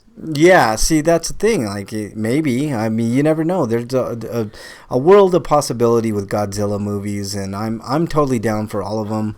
Now, are we gonna get like a mecha version of some of the other monsters? Oh now? my God, that would be cool. I mean, there's all kinds of stuff they can do. And I'm wondering, like, where's Kong in all this? Like, was he just sleeping, or is he chilling on his island? No, if you saw the movie, that like if you paid attention, he was on Skull Island the entire time. They showed video of him, but he was kind of doing what all the other kaiju were kind of doing. Although, I think that Kong had a different view of things. He wasn't bound by the same things that the other kaiju he was basically just chilling there. Yeah, he was just chilling. He was like, you know. Yeah, I'm not gonna get into a fight now. Yeah, he's like, fuck it, I'm not going, you know. But I think it sets up well for next year and beyond. I'm totally down for a Kong. So we get a Kongzilla movie next or something? Kong versus Godzilla. It's going to be King Kong versus Godzilla, which is fine. I dig it. I like movies like that, you know, are just about monsters kicking the shit out of each other and destroying cities and stuff like that. So I don't know. I thought it was fine. I'm giving it also an 8 out of 10. What are you giving it, Eric? I'll give it the same. Yeah, I think it's fair. I mean, it's not a great movie per se, but it's a good monster movie for sure. So I'm basing that score just purely on the monster wreckage in the movie. And Ken Watanabe, I don't know the exact significance he has with the movies. Was he like one of the kids in the earlier movies or something? No, he was the scientist in the last one, and also I believe. Well, I know that, but yeah. And I think he had a connection to the early movies, if I'm not mistaken. I don't quite know, but I mean, whatever, you know. That's or okay. is he like the relative of the original dude from the Godzilla suit? Yeah. All right, Eric, move on to your next review. My next review is X-Men Dark Phoenix. Break, you can go back now. Yeah, Break can come back now. He needs to hear this. All right. Yeah. Well, go ahead. It's time for the Dark Phoenix, or as I mentioned yesterday, Dark Turd, because the thing of this movie is that it's not actually a bad movie, but like the fact is, like, mediocre movies are the worst movies because there's nothing really positive or negative about them. You feel nothing for them. Did they find a way to shoehorn Wolverine in there somehow? No. Okay. Like they did in Apocalypse. Like, Jesus. Yeah, exactly. I can't say this movie's marginally better than Apocalypse. Apocalypse, I don't think it's that bad. But it's definitely not good. But like Apocalypse, at least had some like amusing moments in it, and this movie has. Like I said, it had that Quicksilver moment where he's saving people in the house, and that was pretty badass. And yeah, I think this movie's problem is it's emblematic of its own themes, where Jean's trying to fight the fury inside of her, and then this cosmic power comes along and just sends that spiraling out of control. And this movie's divided on itself as what it needs to be. And I think it's also symptomatic of the entire X-Men series as a whole, where they leaned way too hard in on serious and didn't want to do any of the humor that you would see in the MCU. I can't wait till they bring the X-Men into the MCU, man. It's going to be... And like, that's the one good thing about this movie, is like, it ends and there's not going to be a sequel because they're going to reboot the series. Yeah. I think part of the problem is they also try and... So much like the Phoenix, it's going to rise from the ashes. Yeah. They always try and bend the X-Men universe more to our world, like or not to our world, but to the movie world, like make it more...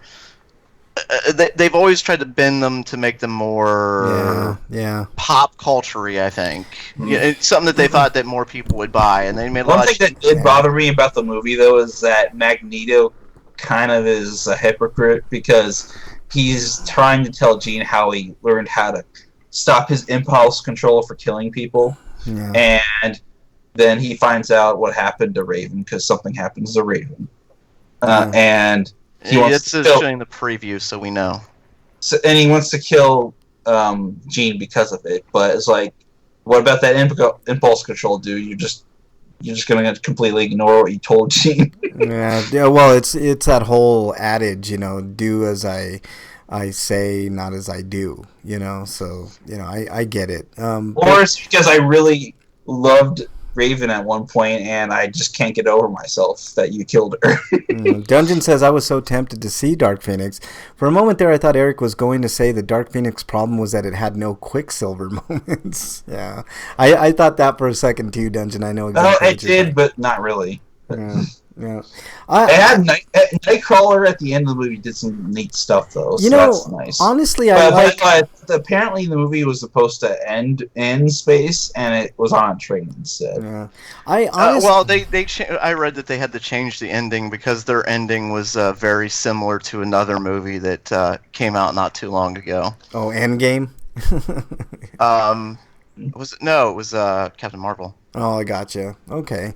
I like some things that Fox has done with the X-Men, like obviously. Yeah, but I think they missed the only the second one ever really addressed I thought the big conflict between humans and mutants. They've never they just. To me, they've always missed the point. Yeah, I agree. Well, the First Class did too. I take that back. First Class and that one. But for the most part, they've kind of missed the point. Yeah, I totally agree, dude. I mean, I don't think I could disagree with anything you said. And I don't know who the alien race in this movie was, but they try to take advantage of Jean's Phoenix power. But they were called the Dabari. Is that an actual comic book?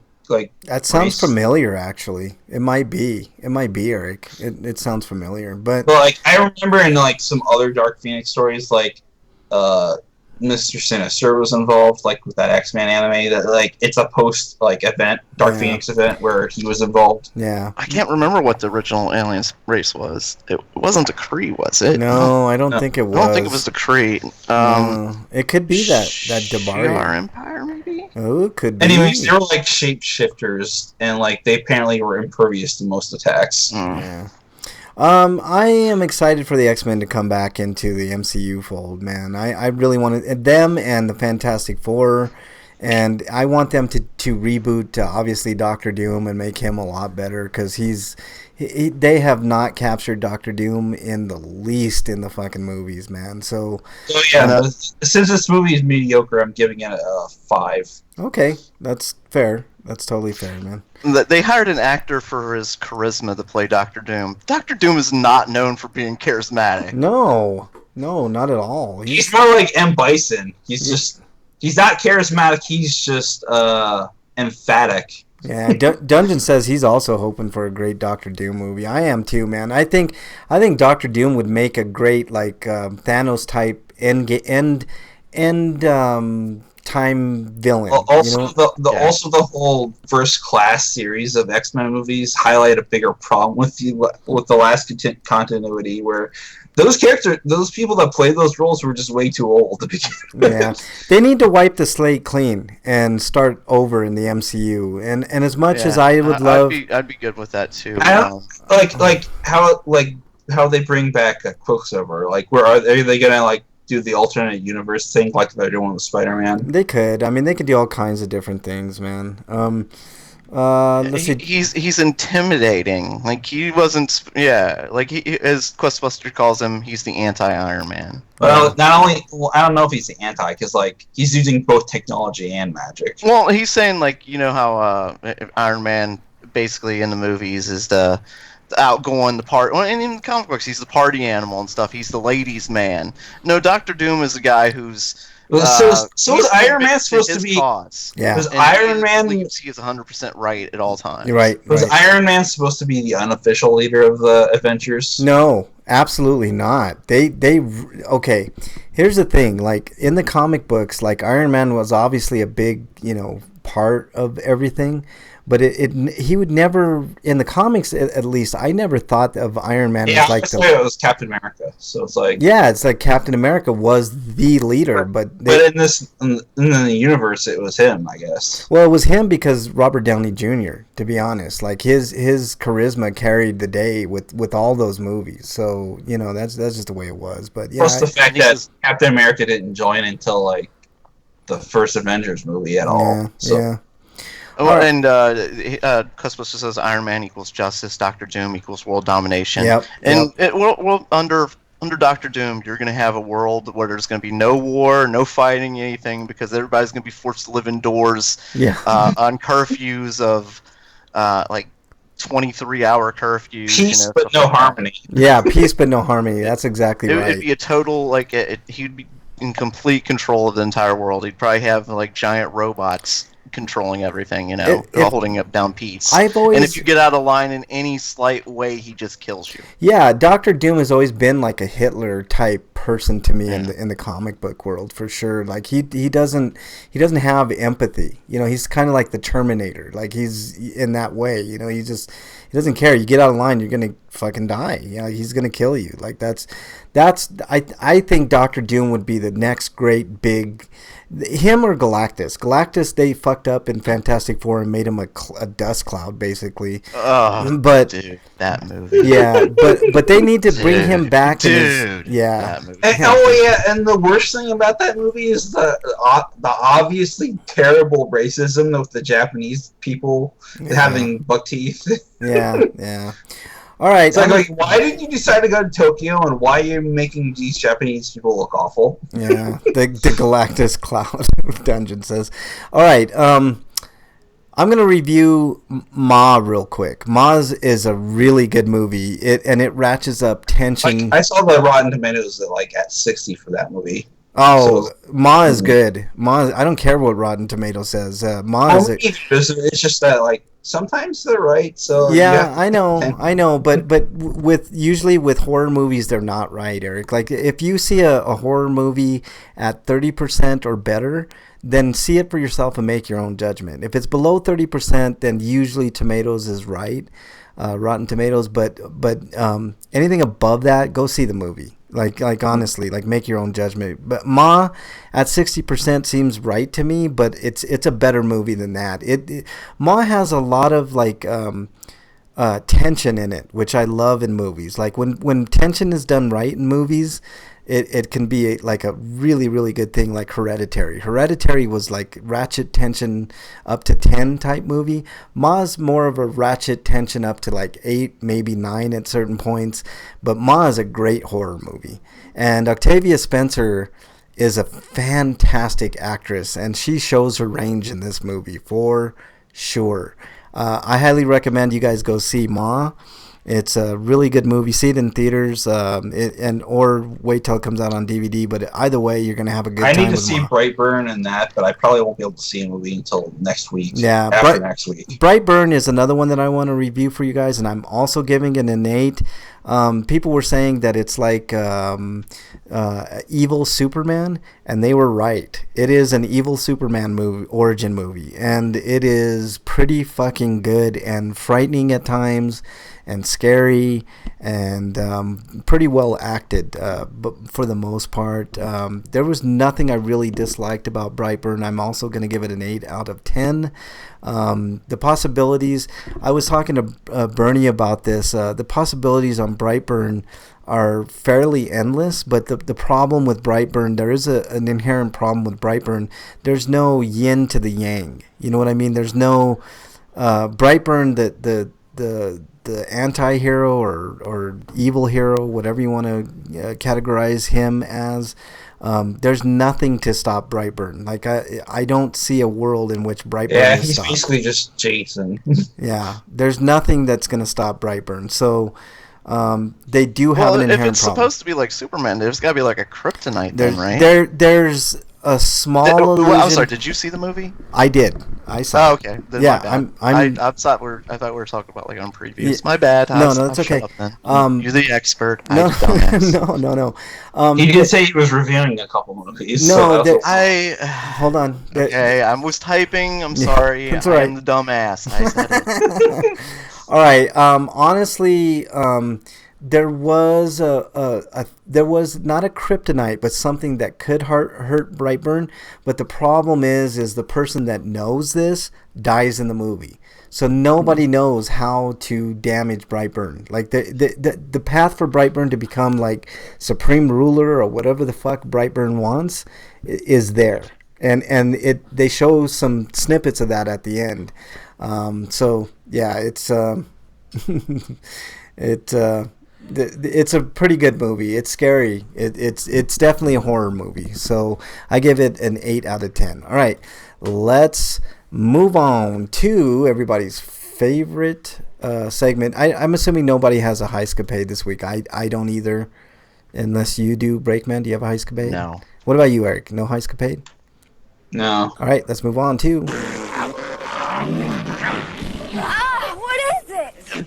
Stinko of the week. All right, Breakman, get to it. Your Stinko. Okay, my stinko goes to earlier in the week. My dad had to go to the hospital again. Oh man, sorry to hear that, Break. Yeah. He almost lost his foot. Oof. He had to have a toe amputated. So I've been in the hospital most of the week. So obviously that's why I haven't been playing games or anything like that. That really sucks, man. Really, that's not the biggest stinko though. Wow. The biggest stinko is why it happened, and I don't want to go into details, but basically it comes down to my parents can no longer take care of themselves. Oh man, I'm sorry. Yes, Breakman. there's some things that have to be done and stuff like that. So That's always a tough I don't thing, want to get man. into any details, but everybody kind of knows what I'm talking about. Yeah, type stuff. dude. I mean, man, I'm sorry, Breakman. I hope that at the very least there's some type of assistance for you to help you out on that whole journey, man. My parents are getting up there too. Luckily, they still have most of their faculties. I would argue sometimes not, but man, that's really Yeah, tough, dude. there's a. I'm not saying my parents are invalids. That's not what I'm saying at all. But yeah, they can't. So. Yeah, no, I mean, Yeah, let's not talk about this anymore. No, I agree, man. My mom has a lot of issues. Like she still has a hole in her stomach, and it's tough when you're dealing with shit like that, man. I know, man. It's what else can you say? So, I guess we'll move on. Did you have any other stinkos, Break? No, right. There's other shit I read that I could be pissed off about. But Yeah, no. none of it matters. Yeah. All right, let's move on. Eric, I didn't see anything in the document. Did you have a stinko this week? No, other than just my shitty work week. Yeah. I have a stinko this week, and it was... I've had several injuries over the years with my back, and I've talked about it on this show pretty extensively. I mean, I going all the way back to when I was 13 years old, I've had injuries to my back. My back is like a fucking whipping boy for the universe, I guess. But I did something else to my back this week, and it was all because I bent down to get a bungee cord. I have a tarp that I put over my garden, and I reached down to grab a bungee cord that was attached to that tarp, and as I got up, the middle of my back got wrecked. I have never felt the middle of my back. I've never hurt the middle of my back. I've always hurt like the upper and like where my shoulders are, my lower back, of course. I've had car accidents, work accidents.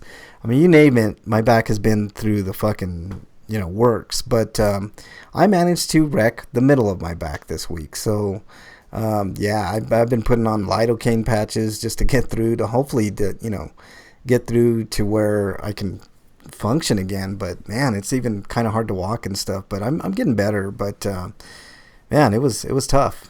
So there you go. That's my stinko of the week. All right, let's move on to happier thoughts, guys. Sweetos. Dude, what does my tattoo say? First of all, I want to say, Hold on, Eric. Of the week. Let the sound bit play, man. Eric, what do you want to say?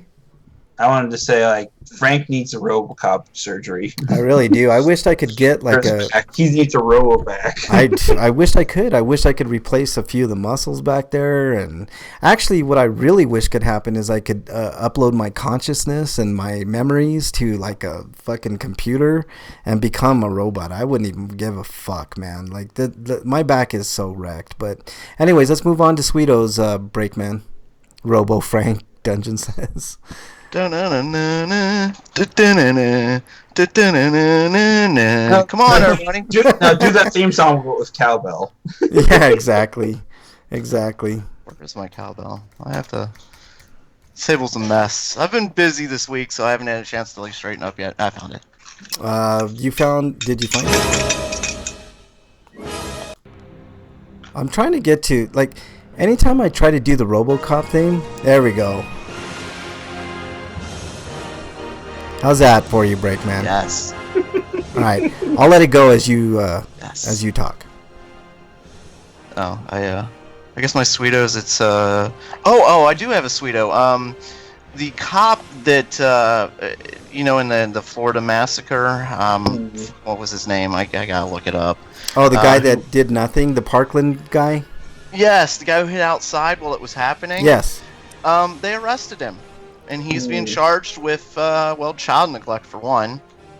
Yeah. He was hired to protect those kids, and instead he hid. You know what? There's a little secret amongst not listeners of this show, because people have heard me years talk about this, but there's something that cops never encounter anymore when they're out doing their job, right? When they're supposedly doing their job. And it's a little thing called danger. No cop ever is in almost any danger when he or she is out on the beat, right? Somebody tweeted out like about the crime bill, how they put 100,000 more cops on the beat, and I quickly responded, you mean they put 100,000 more criminals out on the beat? Because no cop is willing to take, the danger anymore. And that's what it's all about. When you're a cop, back in the day, it used to be like you knew what you were getting into, and it could be super dangerous, right? And they don't get themselves into. And I understand that people want to save their own lives and they don't want to die and all that. But I'm thinking that if that's your feeling and you don't think that there's going to be any type of danger, then maybe you shouldn't be a cop. Do something else. If you don't want any danger in your life, go do something else. But actually, it's safer to be a cop than almost anything nowadays. If you're a cop, there's no danger whatsoever.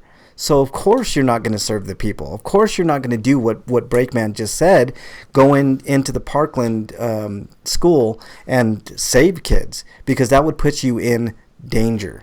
So danger is out of the equation when it comes to cops, and I totally agree with you, dude. I disagree with that, because cops die all the time. They don't die all the time. Yeah, they die. They die, but not at the rate that and they shootings. Not they're nearly at the rate that. Not nearly at the rate. Not nearly at the rate that the people that they're killing. If you look. No, at, I'm not saying that. I'm just saying, like you're saying, they're in a safe profession, like They're like office work. This is what I'm saying, Breakman. The police profession has never been safer than right now. There are a myriad of jobs that are absolutely more dangerous than being a cop right now. I can name you a few off the top of my head. If you become a crabber, that's more dangerous than being a cop. If you become a firefighter, that's infinitely more dangerous than being a cop. If you are a construction worker, that's more dangerous than being a cop. No, more cops die than construction workers. I highly doubt it. Actually, I know that. Well, forget deaths. How about injuries? I'm gonna look up. That'd be way different. Construction workers, were probably way more injuries. Yeah. No, injuries and deaths. It is actually a really super dangerous job. But I'm looking at the most dangerous jobs in the United States where. Let's see. God damn it! Get out of here. Allow ads. It's because the stupid ads. I do have a stinko. Apple for unveiling its $600 cheese grater computer. You want to hang on just a second and let me get finished with this point? It's also Okay, no, I'm looking at the ratings. You're right. Like you're definitely right. Yeah, I looked at this. That's why I know it's true, dude. Like the rate at which cops get killed or injured is like way less than like an electrician, or I know construction workers up there too. This USA Today thing is bullshit. Hold on, I'll pull up something. The 25. What USA Today thing is bullshit. Are you disposing of facts that disagree? No, with I'm you not. again, Frank? It's ads that keep popping up that don't allow me to.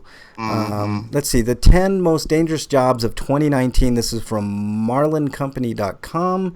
Logging workers is number 1. I can see that. Fishers and relating fishing workers. I just told you about the crabbers. Aircraft pilots and flight engineers. Roofers. Refuse and recyclable material collectors, structural iron and steel workers, which is construction work, truck drivers and other drivers, farmers, ranchers, and agricultural managers, supervisors of construction workers, and grounds maintenance workers. Those are the top 10. What were the numbers, though? There's no numbers listed on that one. Let's see. Time has one, the 10 most dangerous. I'm trying to look up the top 20. The cops isn't even in the top 20. I think it's now in the top 50, maybe. Breakman. So what I'm saying is there really is no. Okay, here's the numbers. I found numbers. Number 1, logging workers. Fatal injury rate 109 per 100,000 workers. Let's go down to sailors and marine oilers, 55 per 100,000. And I'm looking for cops. I don't see cops so far. I'm in the top 10, 12, 13. I'm still looking for cops. Farmers, ranchers. There's no danger in being a cop anymore. They're not even in the top 20. They used to be. Well, there's still over 1,000 killed a year. That's still a lot of people. Per 100,000, they're not even in the top 20, Breakman, at all. They're not what you think they are. They're not. It's not a dangerous profession anymore. It does happen.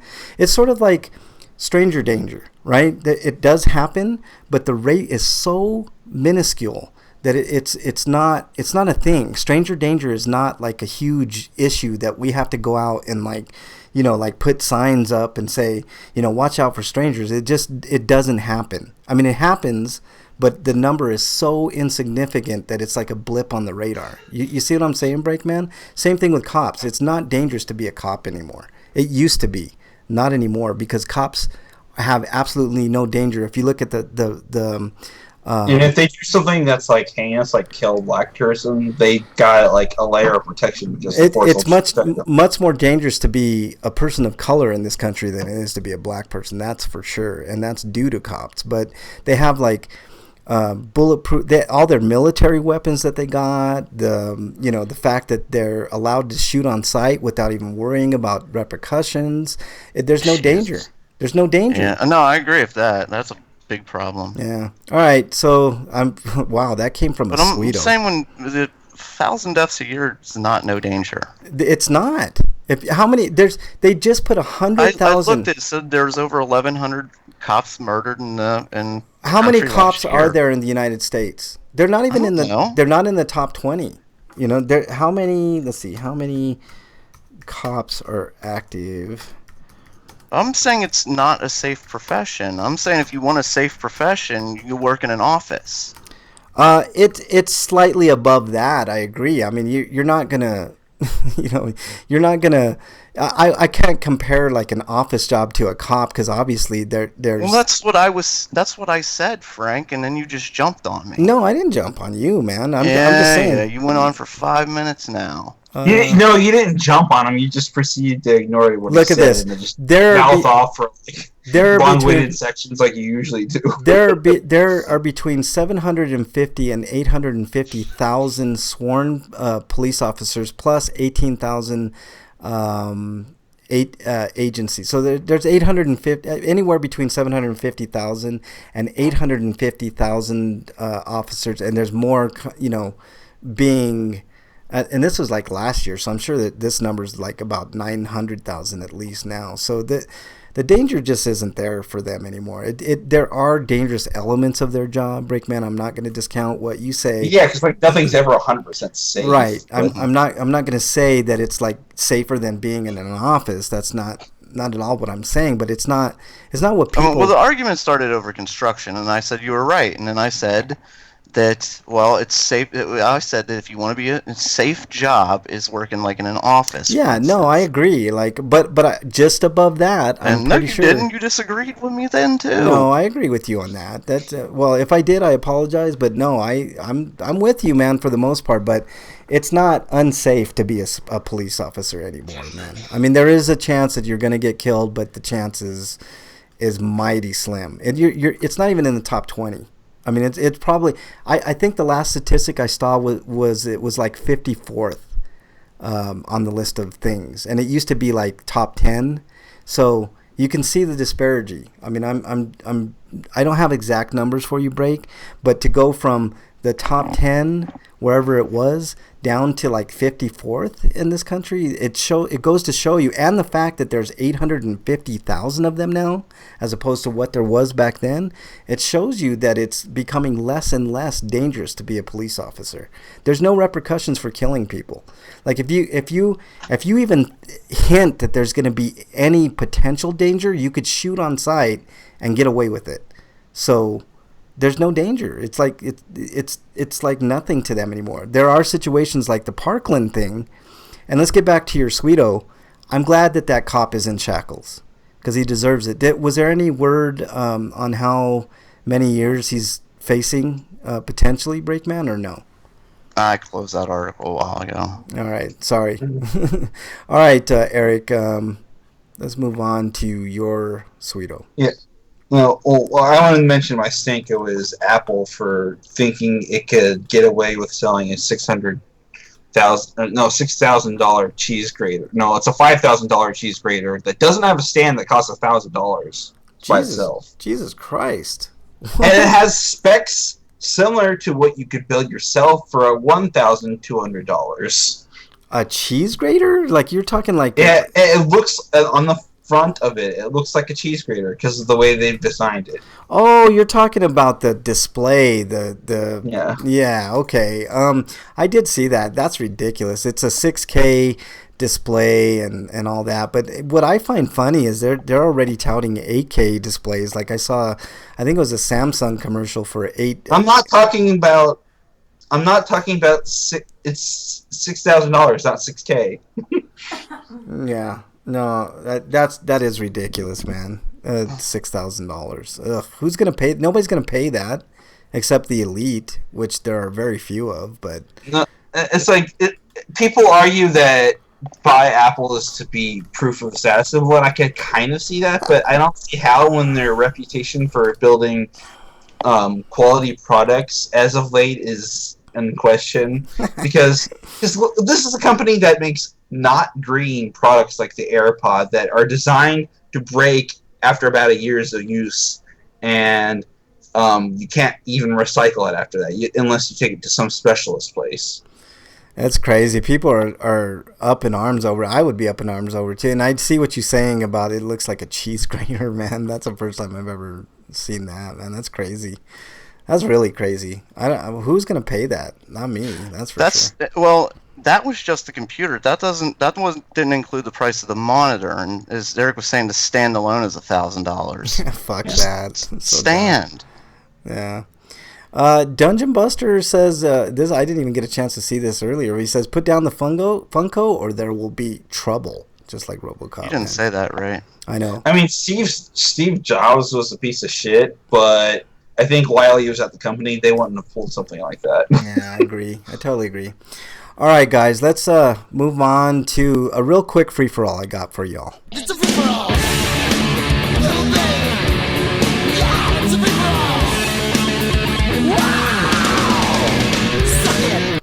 All right, this is a much happier subject, Breakman. My question this week for everybody is, what are some of the foods that you just absolutely cannot stand? And I'll start with you, Breakman. Foods I can't stand. I hate olives. Oh, that how dare you? Black or green? All olives. I don't like green, gross. but I like black. Black are good. Let's see. I hate peaches. Really?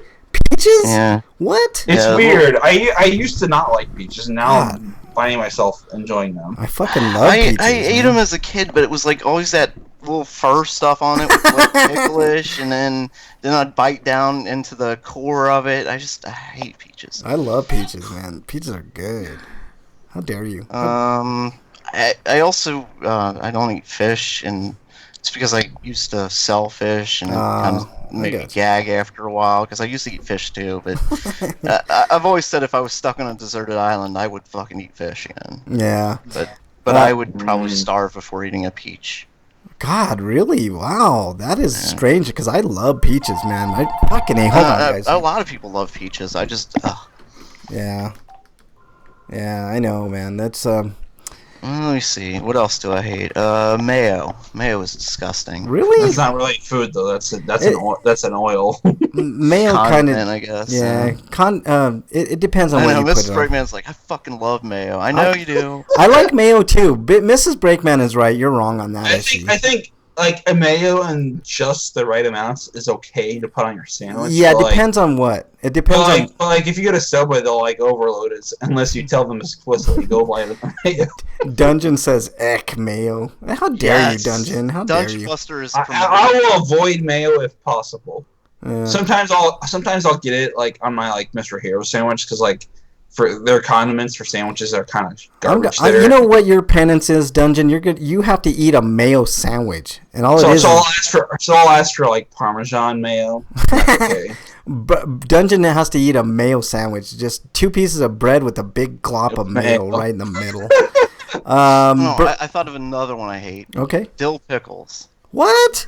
You are un-American, sir. No, Mrs. Brakeman's like, oh, you're. I love pickles. I don't know what she said. Like, but they have What? to be plastic. Like I'll buy like all these pickles, and they're just not as good. Oh But God, I'll eat plastic pickles are the best, especially those spicy dill spears. But God, those are the But best. I'll eat pickles like the Aldi pickles. Dungeon, because, like, what? Dungeon says he hates pickles too. What the hell is wrong with you guys? Jesus Christ, man.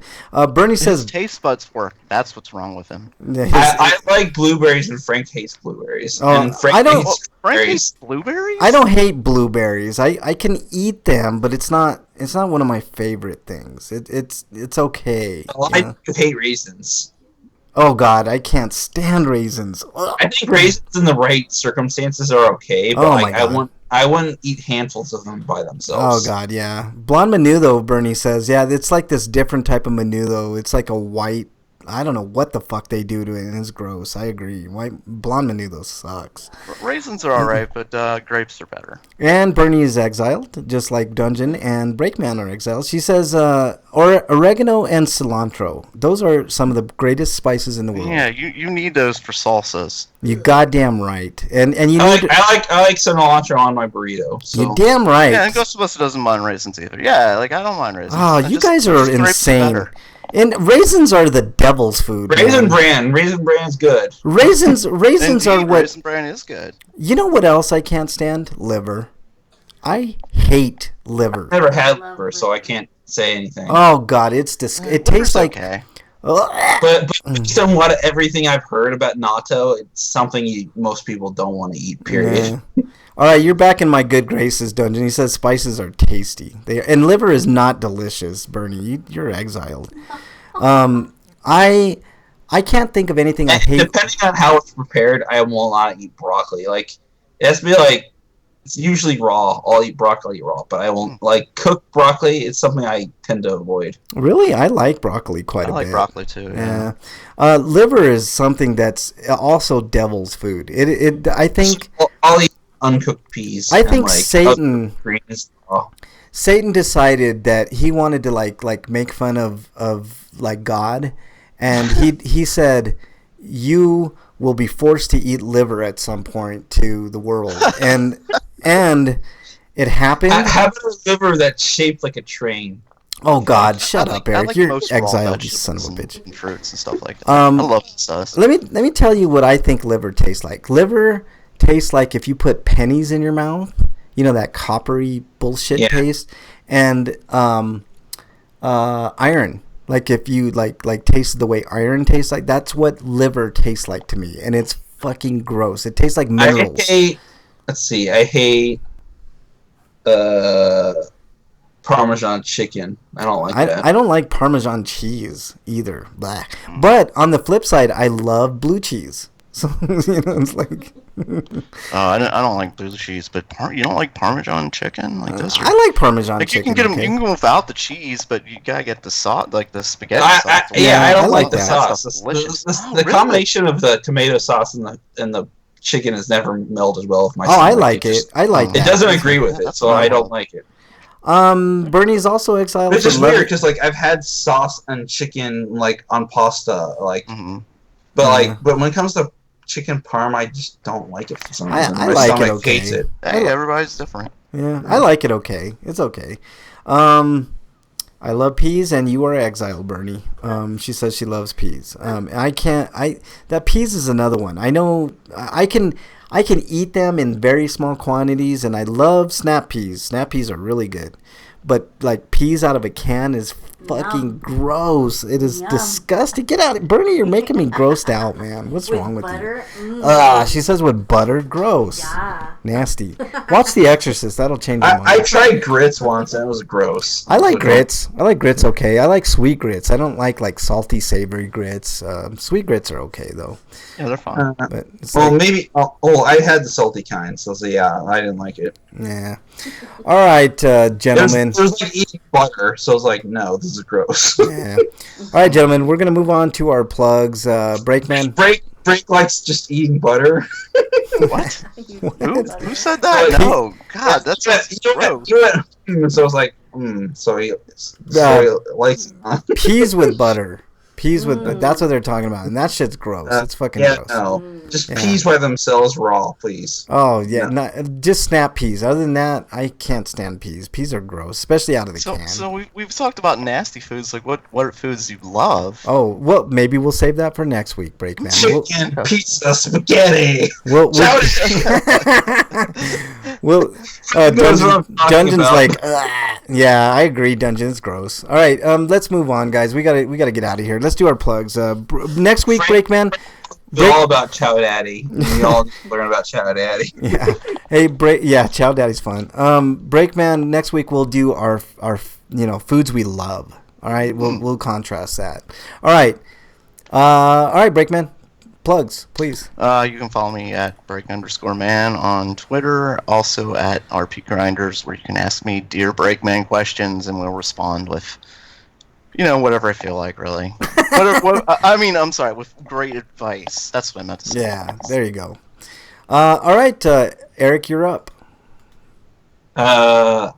You can find me on Twitter at EricRPG, on my Patreon's there, because I write reviews for sites like BostonBastardBrigade.com. I got a review of Legend of Heroes Trails of Cold Steel 2 for PS4 up, and on Totally GM there's a review for Nilke and the Alchemist, Legendary Alchemist, Ulterior in the New World for the PS4.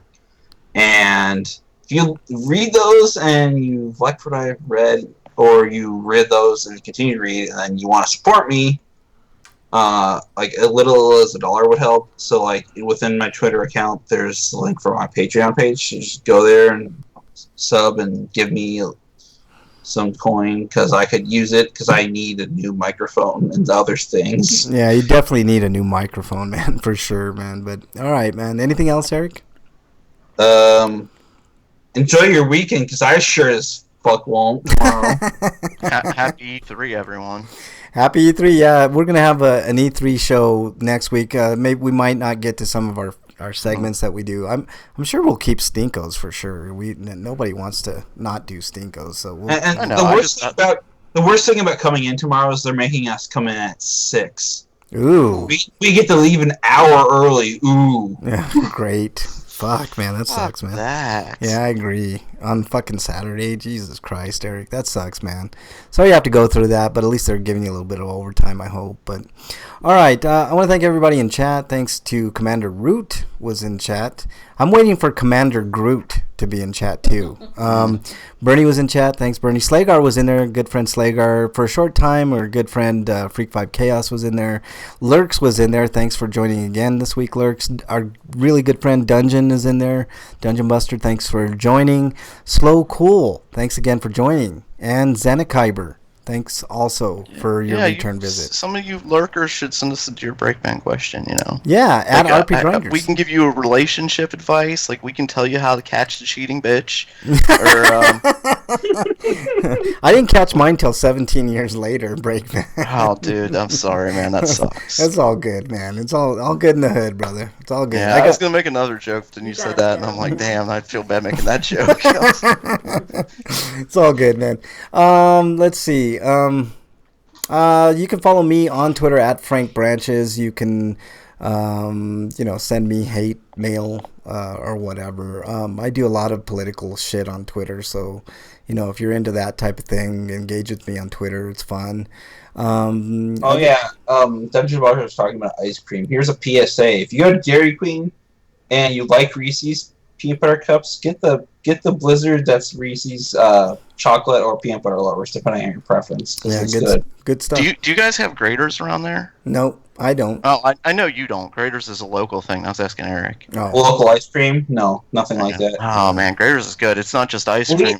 It's like for like ice cream. It's you go to Dairy Queen or you go to Baskin Robbins, and you know what?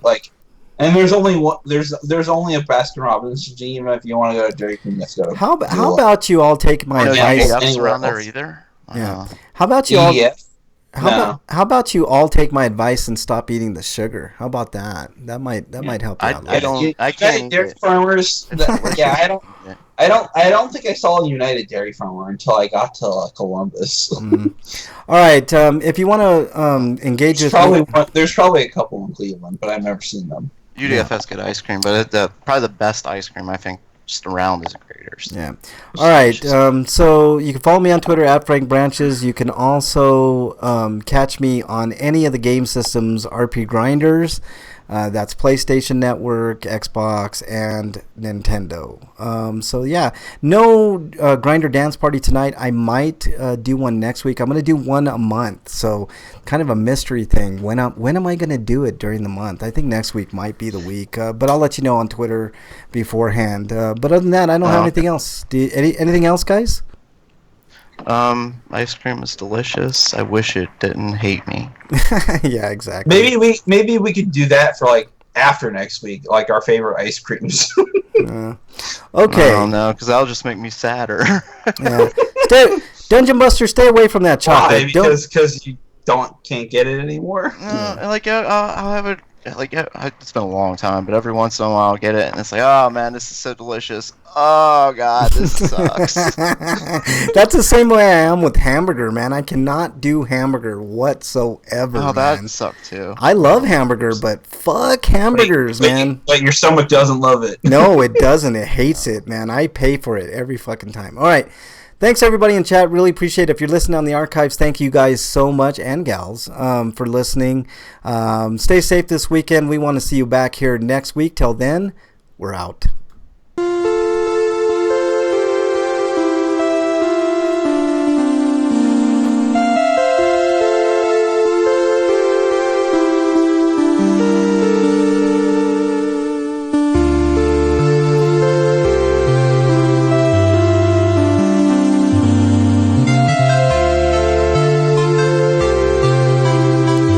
I guess I'm gonna be the one to ruin it. I was going to. I was going for this. Albo. Froyo? How about that instead of ice cream? Oh, yeah. Hey, it was fun in chat. Thanks a lot, Dungeon, for sticking around, and everybody else in chat. Really, really do appreciate all your support. And if you're listening on YouTube and Twitch, also, big thank you. Really, really appreciate it. You guys have a great weekend. Have a good weekend, Dungeon. Don't eat too much ice cream because, you'll get sick and stuff. Later, everybody.